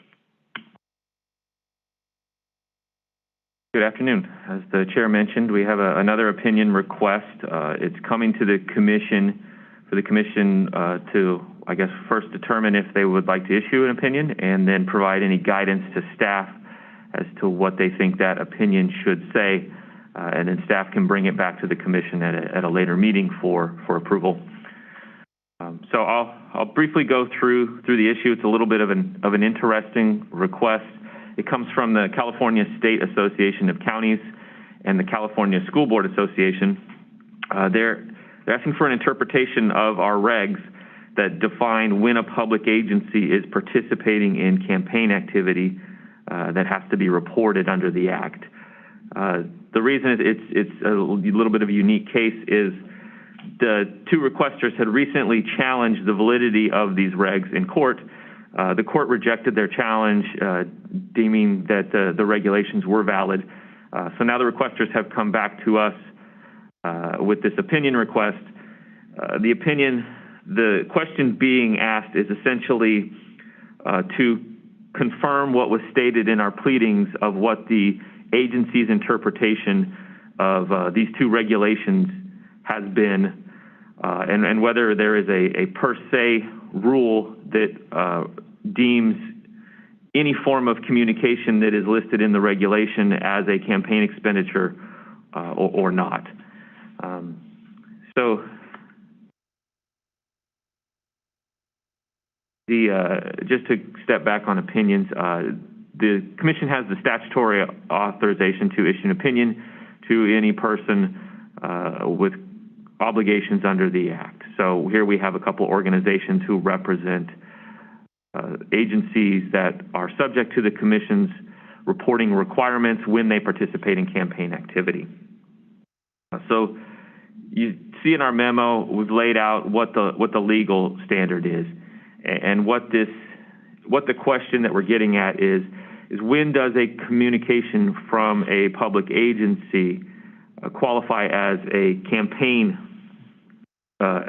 qualify as campaign activity that would then require the agency to report that activity, just as anyone else would who is participating in campaign activity, as well as include advertising disclaimers on materials, communications the agency had put out regarding the election matter.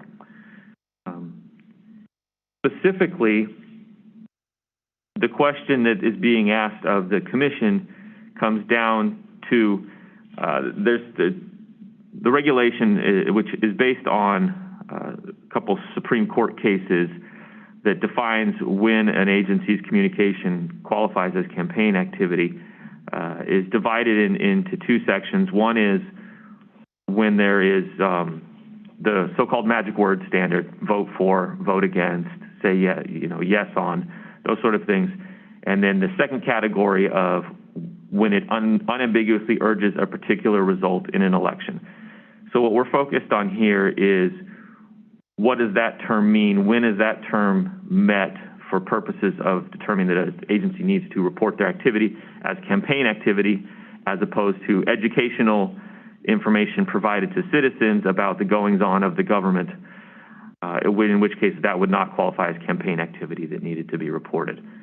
So when we talk about the unambiguously urges a particular result in an election term, that is then broken down into two categories. And one is the one you see in bold on the top of page 2 of the memo, which is really the crux of the question here that's being asked. It says something is considered to unambiguously urge a particular result when it is clearly campaign material or campaign activity, such as bumper stickers, billboards, door-to-door canvassing, and other mass media advertisements, including but not limited to television, electronic media, or radio. And then the second standard is called the style, tenor, and timing test. So the requesters have asked if, by listing the examples there in number 1, the bumper stickers, billboards, et cetera, that those modes of communication, they're particularly interested in television and radio, are then considered per se campaign activity just based on the nature of the mode of communication. And they had argued in their case that this is a per se rule, and for that reason that the regulation was invalid. Our position was in the litigation and has been over time that it is not a per se rule. Rather, the number 1, what you're looking at is whether on its face the advertisement, although it doesn't contain the magic words, on its face it's clearly campaign material.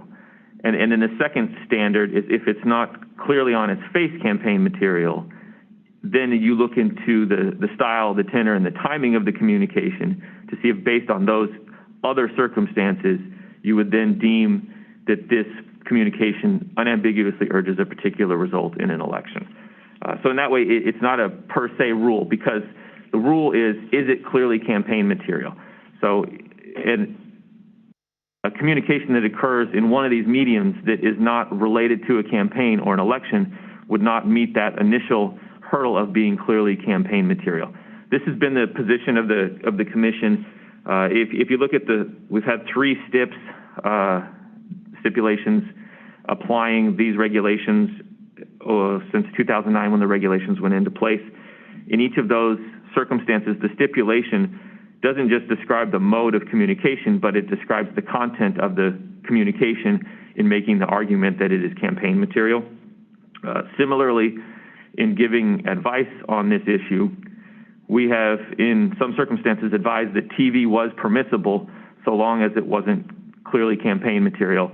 Similarly, we have advised that a radio program discussing issues related to an agency was also permissible because it wasn't clearly campaign material.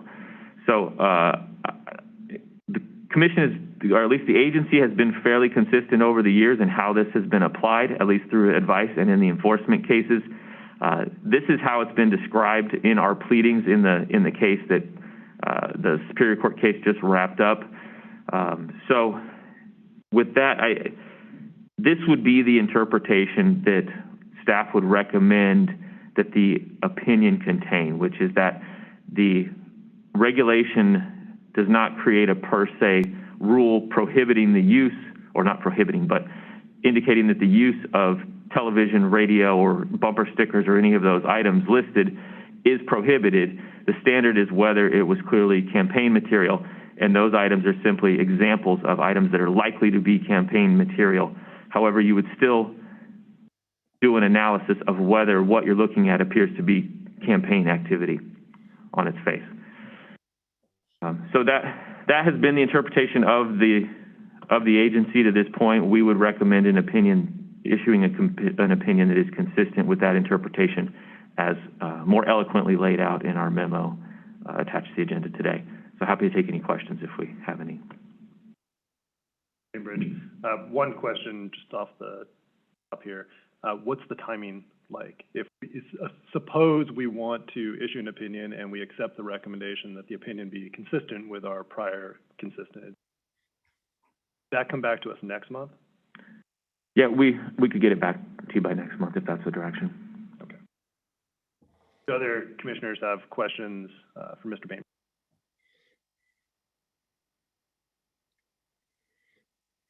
Right. I have another question for you, Mr. Bainbridge. Just can you explain a little bit more when we issue an opinion interpreting the regulation, the legal effect of that on the commission and on staff? Does that bind staff going forward to render advice consistent with the interpretation stated in our opinion? And the only way for staff to depart from that would be for the commission to change course? Like, what's the effect, broadly speaking, of us issuing such an opinion? Opinions are technically only effective from a legal standpoint for the requester. So it would provide them immunity if they behave in a way consistent with what the opinion says they should.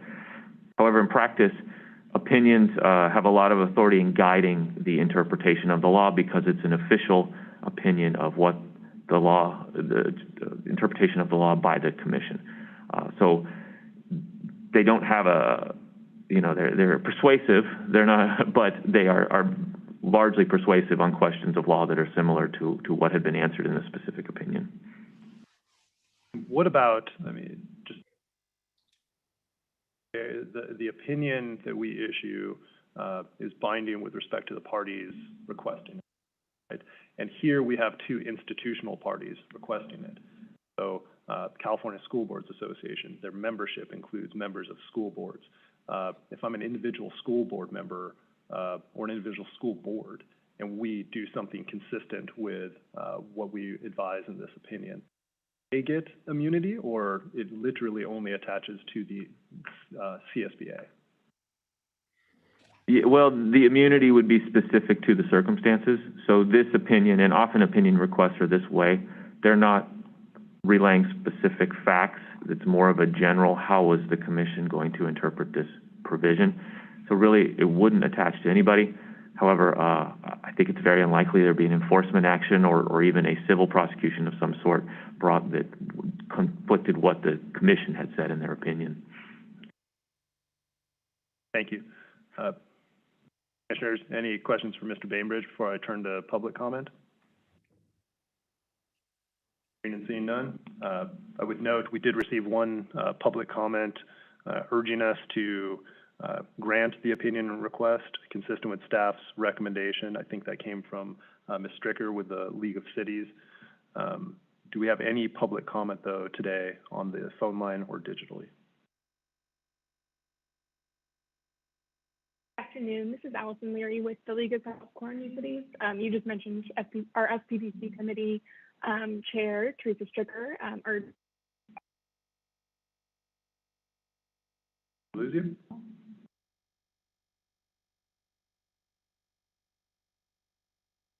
One second.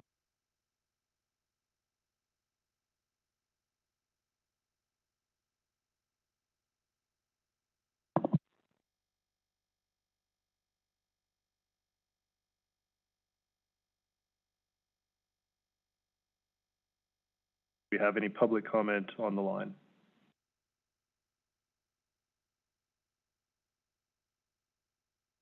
Here's our public commenter disconnected prior to the end of her comments. We have no further public comment, though, at this time. do any of the commissioners wish to make a motion?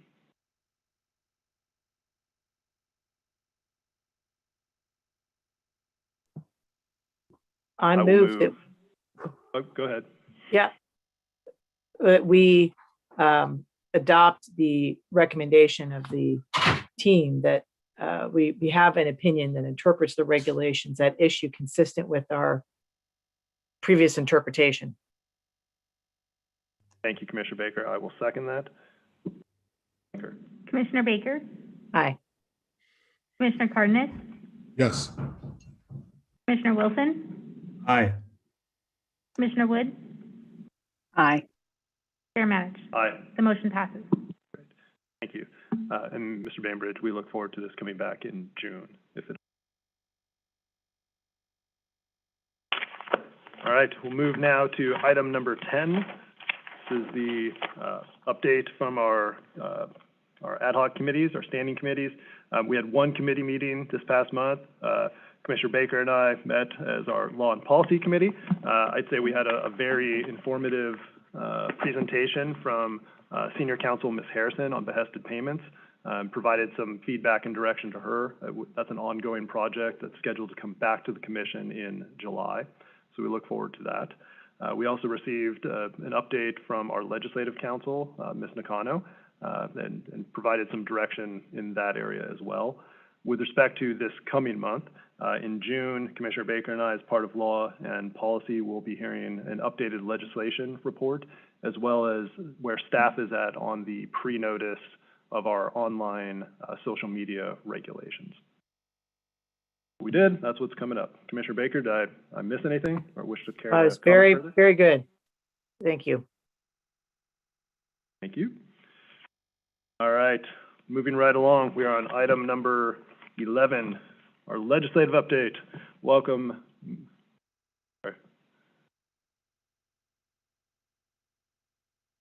I'm told that the public comment line is experiencing technical difficulties, and so we're going to take a 2-minute pause while IT works on that.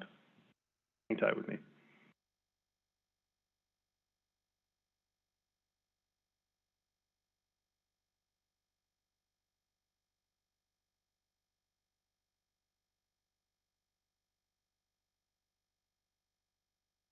Teleconference.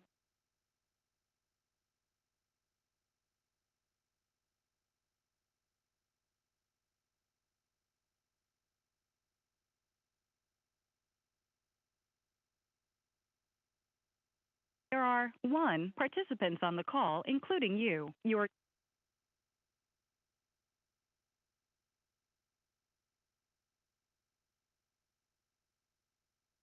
All right, problem solved, thanks to our stellar IT team. Thanks, guys. So we'll go ahead and now turn it over to Ms. Nakano for her legislative update. Good afternoon, Mr. Chair and Commissioners. Nice to see you all. On the updated version of the legislation report attached to the agenda, I've added upcoming legislative deadlines from the Senate and Assembly calendars. Because Political Reform Act bills are required to be in print for 12 days before any action is taken on them, some of the actual deadlines for our bills will be a little earlier. For example, the very last day to amend PRA bills, if my math is correct, will be August 27th.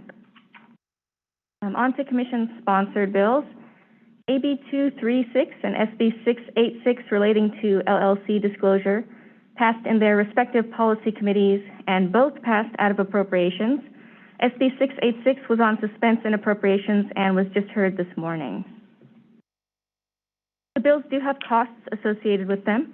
Commission staff have determined that the FPPC will need 1 additional special investigator position for these bills. Additionally, the Secretary of State has also put costs on the bills in the amount of $561,000 in first-year costs and $121,000 annually thereafter. I met with SOS to discuss these costs, and the bulk of the initial costs are for project development, including for software-related changes. One of the benefits of the new CalAccess system will be that it has much better usability and functionality for users and filers, but that functionality requires extensive work on the back end to integrate changes or build anything new into the system, according to SOS. On these two bills, I also reached out to Cal Chamber, who had submitted letters of opposition detailing their concerns. I shared with them that members of the commission have expressed willingness to consider amendments to both the threshold amount of cumulative capital contributions and the look-back period. So in the original proposal, the threshold for inclusion in the statement of members is $1,000 or more in cumulative capital contributions to the LLC, and the proposal counted those capital contributions if they were made within 2 calendar years prior to when an LLC qualified as a committee or committee sponsor. So the potential amendments would increase the threshold amount of cumulative capital contributions and decrease that look-back period, making a somewhat higher and narrower threshold for inclusion on the statement of members. Cal Chamber reviewed these potential amendments and responded that in addition to those 2 changes, they would like an additional change to strike Section 2 of the bill, which codifies 2 recent regulations passed last year relating to LLCs. It's staff's preference to keep Section 2 in the bill. This is a codification of existing law, of existing regulation, and staff believes that having this in statute is good for clarity and simplicity, since it keeps the reporting requirements specific to LLCs in one place.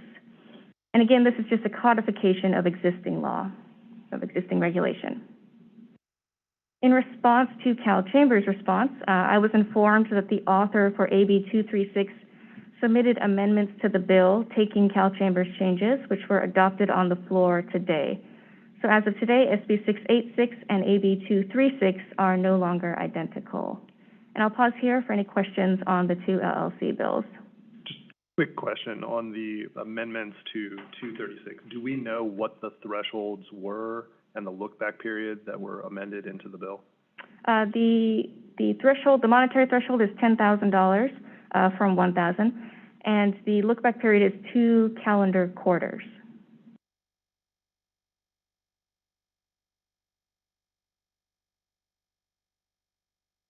Do other commissioners have questions for Ms. Nakano at this time? Mr. Baker? Thank you. Thank you, Ms. Nakano, for that update. And just to be clear, though, the amendments were taken on the Assembly side or the Senate side? I guess on the Assembly. Yeah, okay, because they got out of suspense. Happy suspense file day, by the way. And I am glad to hear that they came back. You know, we invited suggestions, and I'm glad to hear they came back. Does this mean they would remove their opposition to the bill or become a, neutral, or can you restate again how their position is going to be at this point? With the 2 amendments that the commission or some commissioners have previously discussed, probably in L&P, with those 2 changes and also striking the codification of the regulations, Cal Chamber said that they would change their position to neutral. Okay, thank you. When do we anticipate seeing that amended language? The amendments were put in yesterday. That was amended on the floor today, probably late tonight or early tomorrow. We'll have them obviously in plenty of time for our next commission meeting in June. Just for the other commissioners' benefits, traditionally when there are amendments to a bill that we are the sponsor on, we will revisit the question of whether we should continue sponsoring and supporting the bill post-amendment. And so my thought would be that we would do that in June once we have the benefit of seeing that language in print. Certainly what Ms. Nakano described is, I think, favorably disposed to support, but I would like to see the language and actually vote on that. The commissioners have questions for Ms. Nakano at this time. Commissioner Cardenas? Mr. Chair, thanks very much. Ms. Nakano, good afternoon. Are we aware of any organizations or individuals that actually were in support of the Assembly bill prior to its amendment in its original version?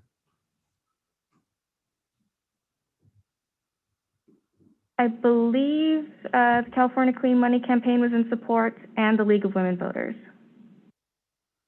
Thank you. Mr. Connell, why don't you go ahead and continue with your report? Okay, thank you.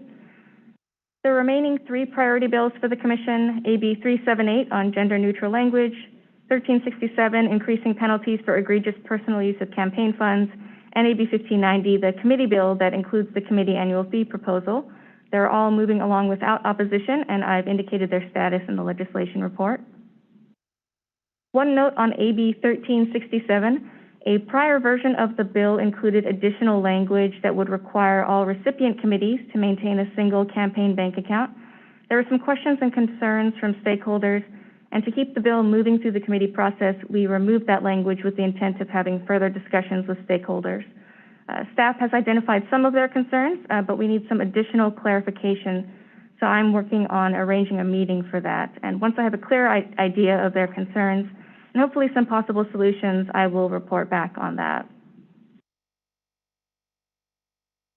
I also have a few updates on other commission-related bills.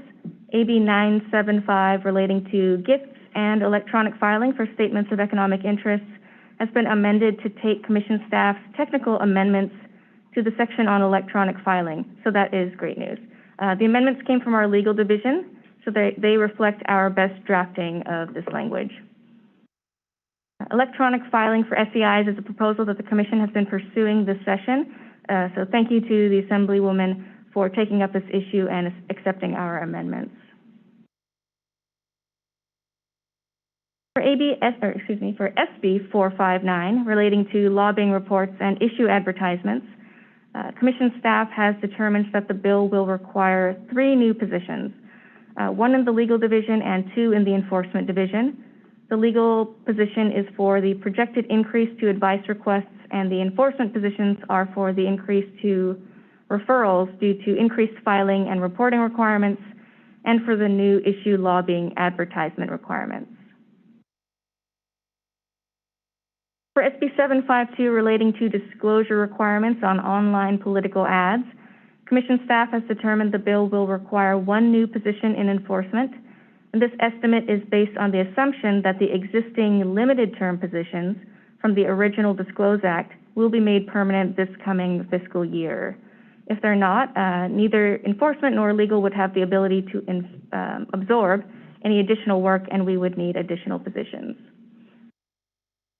Staff has also provided technical feedback on SB 752 and also a request to include an additional amendment that was discussed at the April Law and Policy meeting relating to disclosure on online ads, where currently a committee is only required in some cases to include the ad disclosure on their profile or landing page or a similar location instead of on each individual ad paid for. Both Mr. Lang from the California Clean Money Campaign and the author's office are reviewing that feedback. One of the major elements of... Yeah. Cardenas? I'm losing track, Ms. Nakano. What bill did you just refer to, and on what page may we find it on your report? It's SB 752. This will be towards the bottom. Let me get that page. Page 5 of Ms. Nakano's report.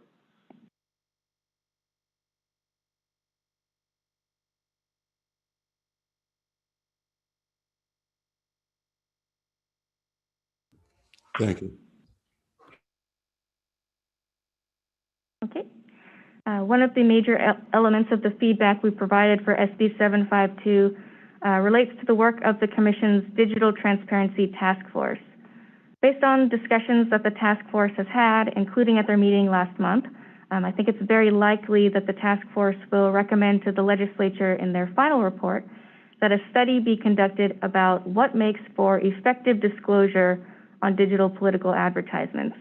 And it would be the hope of the task force, I think, and also I believe the Commission generally, that changes to the disclosure requirements, especially some of the very specific and detailed changes, would be put on hold until we have the results of the study and good data on what makes for effective disclosure on digital political ads. And I'm still awaiting their response to our feedback, and I'll keep the Commission updated. And with that, I'd be happy to take any questions. Thank you, Ms. Nakano. Questions for Ms. Nakano on her report? Mr. Chair, if I might. Okay, Commissioner Cardenas.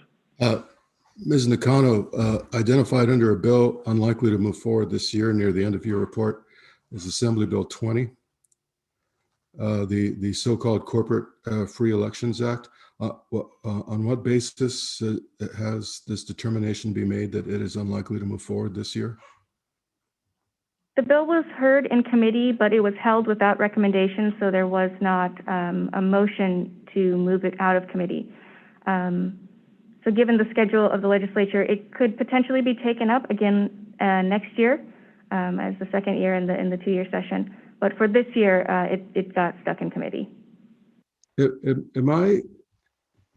Do I understand the thrust and the effect, or the language of AB 20 to be that it would have been, or if it somehow moves forward, if it finds out of 120 members someone to recommend it, it would be the functional equivalent here in California of the Federal Tillman Act, which for the last 114 years has prohibited corporations from directly contributing to candidates for federal office. Is that what AB 20 would do? Basically apply basically the Tillman Act to California with respect to state candidates? Isn't that all it would do? From what I understand, there are some differences with the federal law. I think the definition of business entity is a little bit different than the federal definition of who's covered. So it's not identical. I don't have all of the differences prepared to discuss, but I know that there are some differences. It's not completely identical.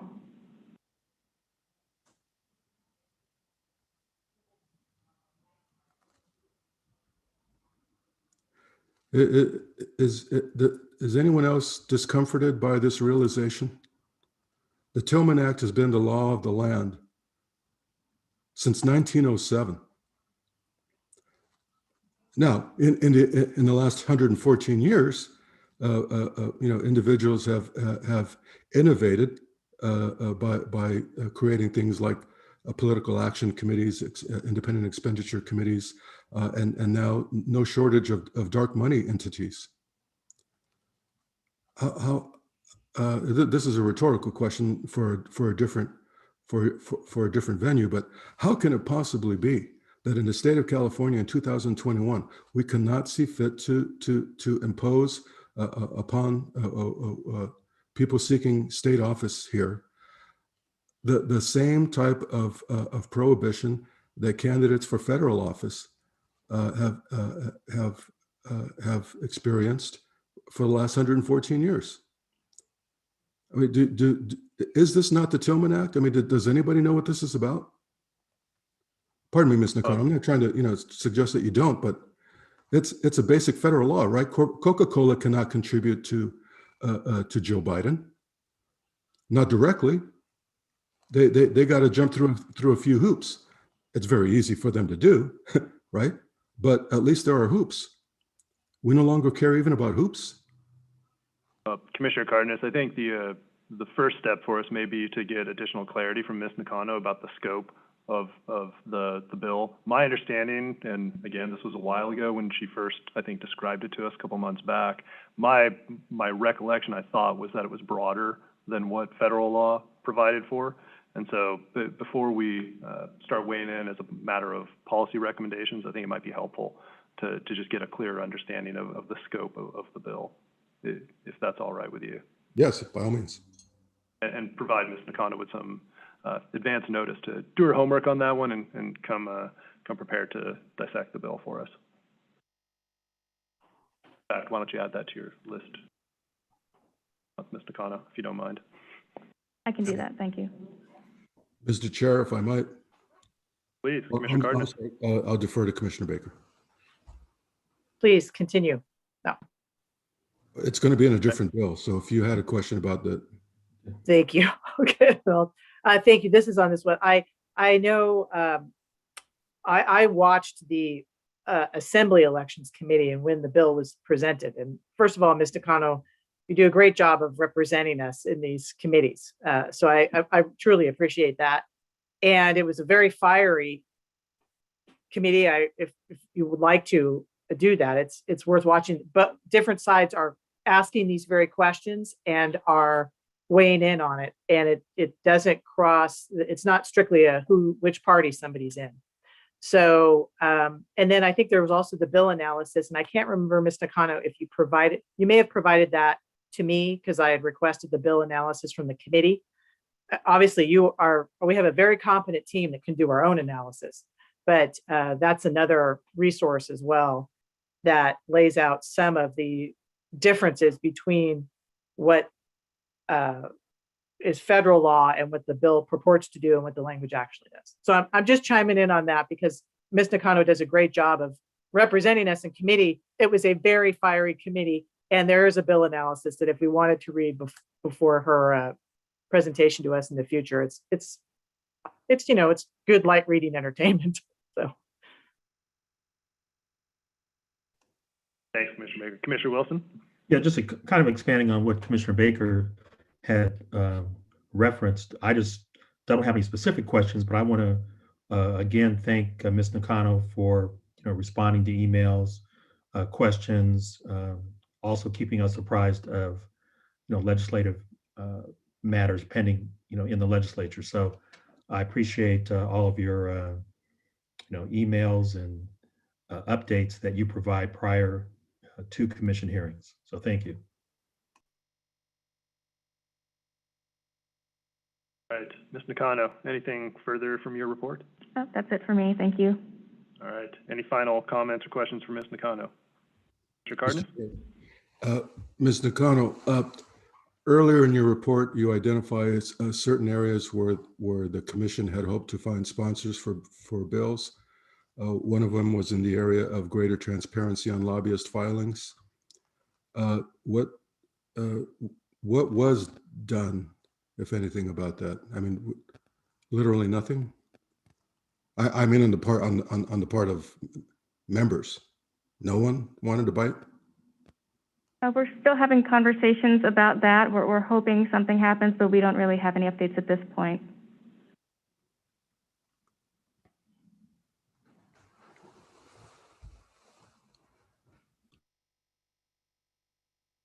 Thank you, Ms. Nakano. At this time, we'll call for any public comment on item 11. Hearing and seeing none. Thank you, Ms. Nakano. Look forward to your report next month. Thank you. Mr. Chair, may I ask you a question? You may. Did you suggest earlier that the amendment earlier today on the so-called LLC bill, I forget which one? 236. Right. Yes, 236. That the change to the dollar limit to $10,000. That if it in fact is a change to the $10,000 limit, that particular change would come back before this commission to determine whether or not to continue to sponsor. That's absolutely correct. So the author has agreed to those amendments proposed by Cal Chamber.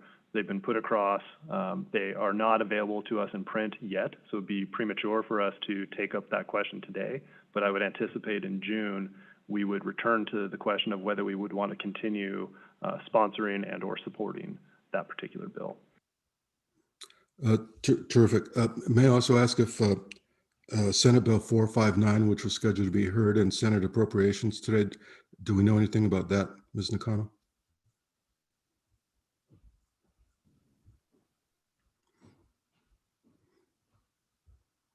That does purport to be a lobbying transparency bill. So unfortunately, the hearing was taking place at the same time as this commission meeting. I was trying to watch both, but it was a little bit difficult. I did miss what happened with that, but I can provide an update as soon as I find out. Thank you. Thanks again, Mr. Nakano.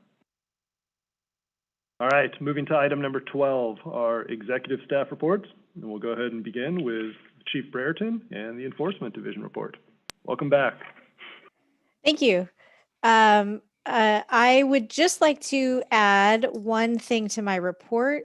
Since the last commission meeting, I've had staff engage in trainings with two different entities, with San Francisco Ethics Commission Jeffrey Kamagaki, our supervising special investigator, and Bridget Castillo, our one of our senior commission counsels, gave a training to their enforcement staff. And then our assistant chief, Christopher Burton, gave a training presentation to the California District Attorneys Association. Otherwise, my report is as submitted. Thank you, Chief Brereton. Questions for Chief Brereton on her Enforcement Division report? Hearing and seeing none. Thank you, Chief Brereton. Go ahead and move to General Counsel Bainbridge. Legal Division report? Yeah, Legal Division report is as submitted. Take any questions if there are any. Any questions for Mr. Bainbridge? Thank you, Mr. Bainbridge, as submitted. Go ahead and move to our Administration Technology Division report. We have Chief of Administration Hahn. The administrative report is submitted. Questions for Ms. Hahn? Seeing none, as submitted. Thank you, Ms. Hahn. Last but not least, Executive Director West.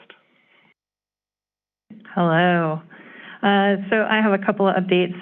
First of all, we're renewing the ongoing local contract to provide services to the County of San Bernardino for the next 2-year period. And then the other update is at the December 2020 Commission meeting, Commissioner Cardenas expressed a concern that current Commissioner compensation policy was approved by commissioners who receive compensation under the policy. He did not believe that the public officials should have any role in forming their own compensation policies. So then asked the Commission to consider delegating its authority to amend the existing Commissioner compensation policy adopted by the Commission to the chair after some due diligence by the chair. So the motion was to delegate to the chair the power to revise the Commissioner compensation policy after soliciting public comment from interested persons, including former commissioners and governmental ethics experts. So upon completion, the chair will provide a copy of the updated policy to each commissioner, and the policy will be posted on the Commission's website. All public comment that we receive during the process will be public. So that is ongoing and reaching out to a bunch of different people, and it's interesting to start seeing these responses. Thank you, Ms. West. Questions for Executive Director West and her report? Hearing and seeing none. Thank you, Executive Director West. Any public comment on item 12 before we proceed to item 13? Hearing and seeing none, we will move to item 13, Commissioner comments and proposed future agenda items. I have two. So the first, there have been a number of recent media reports about the use of what are referred to as donor-advised funds as a vehicle for making behested payments. And I think in light of that, it would be beneficial for the Commission to hear from staff on, at first, just a very basic informational presentation on what are donor-advised funds. I think it'd be helpful for us to understand what they are, how they work, the circumstances in which they intersect with behested payments, so that the Commission can have the benefit of that background by the time that we come back to the issue of behested payments in pre-notice in July.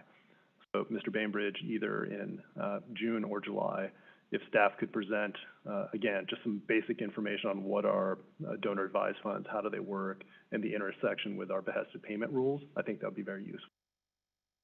The second issue that I'd like staff to report back on is the issue of what I think are referred to as checkbox contributions. So these are recurring contributions that public officials may receive from a donor. And its most basic form, my understanding is that a donor signs up to make monthly contributions. And the question that I would like to get some information from staff on is, what, if any, regulatory authority do we have to ensure the transparency of, for the benefit of donors, that they know that they can revoke that type of checkbox arrangement at any time, and how they would go about opting out in the future. So again, information from staff to the Commission. What is this issue? What are our options from a regulatory? Other commissioners have additional items we'd like to assign to the staff for future meetings. Commissioner Baker? And just in follow-up, thank you for both of those items. I look forward to those. On the auto check, if in addition to what authority do we have regarding disclosures or information, it can include do we have any authority to say if it has to be opt-in or opt-out?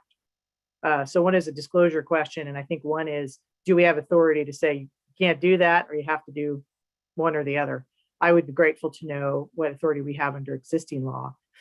And on the donor advised funds, again, thank you for proposing that.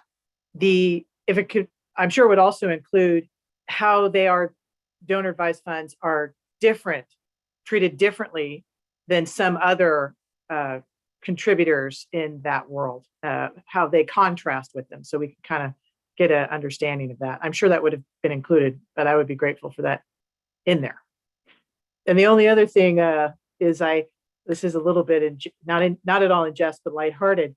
Mr. Cardenas does keep telling us he's not going to be at the next meeting. And I am hoping that we'll get to have a meeting with you in person. I'm not trying to influence our new Attorney General at all or pressure him in any way, but I'm looking forward to having an in-person meeting with my colleagues whom I've never met in person except good Mr. Dotson, Commissioner Wilson. But I hope that Mr. Cardenas, we can get to see in person at least once. Really don't know. Commissioner Cardenas? Yes, the foregoing, I believe, may have been under the category of be careful what you wish for. But I do appreciate that, Commissioner Baker. It's very kind of you. And I do hope to have the opportunity under one guise or another to see my fellow commissioners, Richard and Dotson, once again in purpose, if for no other reason than to give you a warm up, but also thank you for your camaraderie and your friendship, but also to meet you, Catherine, and Abby as well. Again, under whatever guise. I want to thank the chair for his ongoing leadership and making sure that evolving and emerging and disruptive issues that are occurring in the landscape out there in political play are brought to the forefront of this commission's cognizance. Today's most recent example of that leadership being in the area of donor advised funds and this checkboxing phenomenon. I also would like to encourage at some point that staff and commission give a good hard look to the so-called Honest Ads Act, which I believe still sits in the United States Senate, introduced in 2019, basically 3 prongs to it, one of which is to apply a Disclosure Act type strictures from print media to digital media. And I know that members, particularly the chair, are working very hard on that. Another is a proscription against a foreign purchasing of digital ads, and the third, which should the commission get to it, could be one of those difficult issues, like, well, how many angels can dance on the head of a pin, and that is the algorithms that various platforms, Google, Facebook, et cetera, use with targeted ads. Now, as I understand it, Google has recently restricted their targeting criteria to age, gender, location.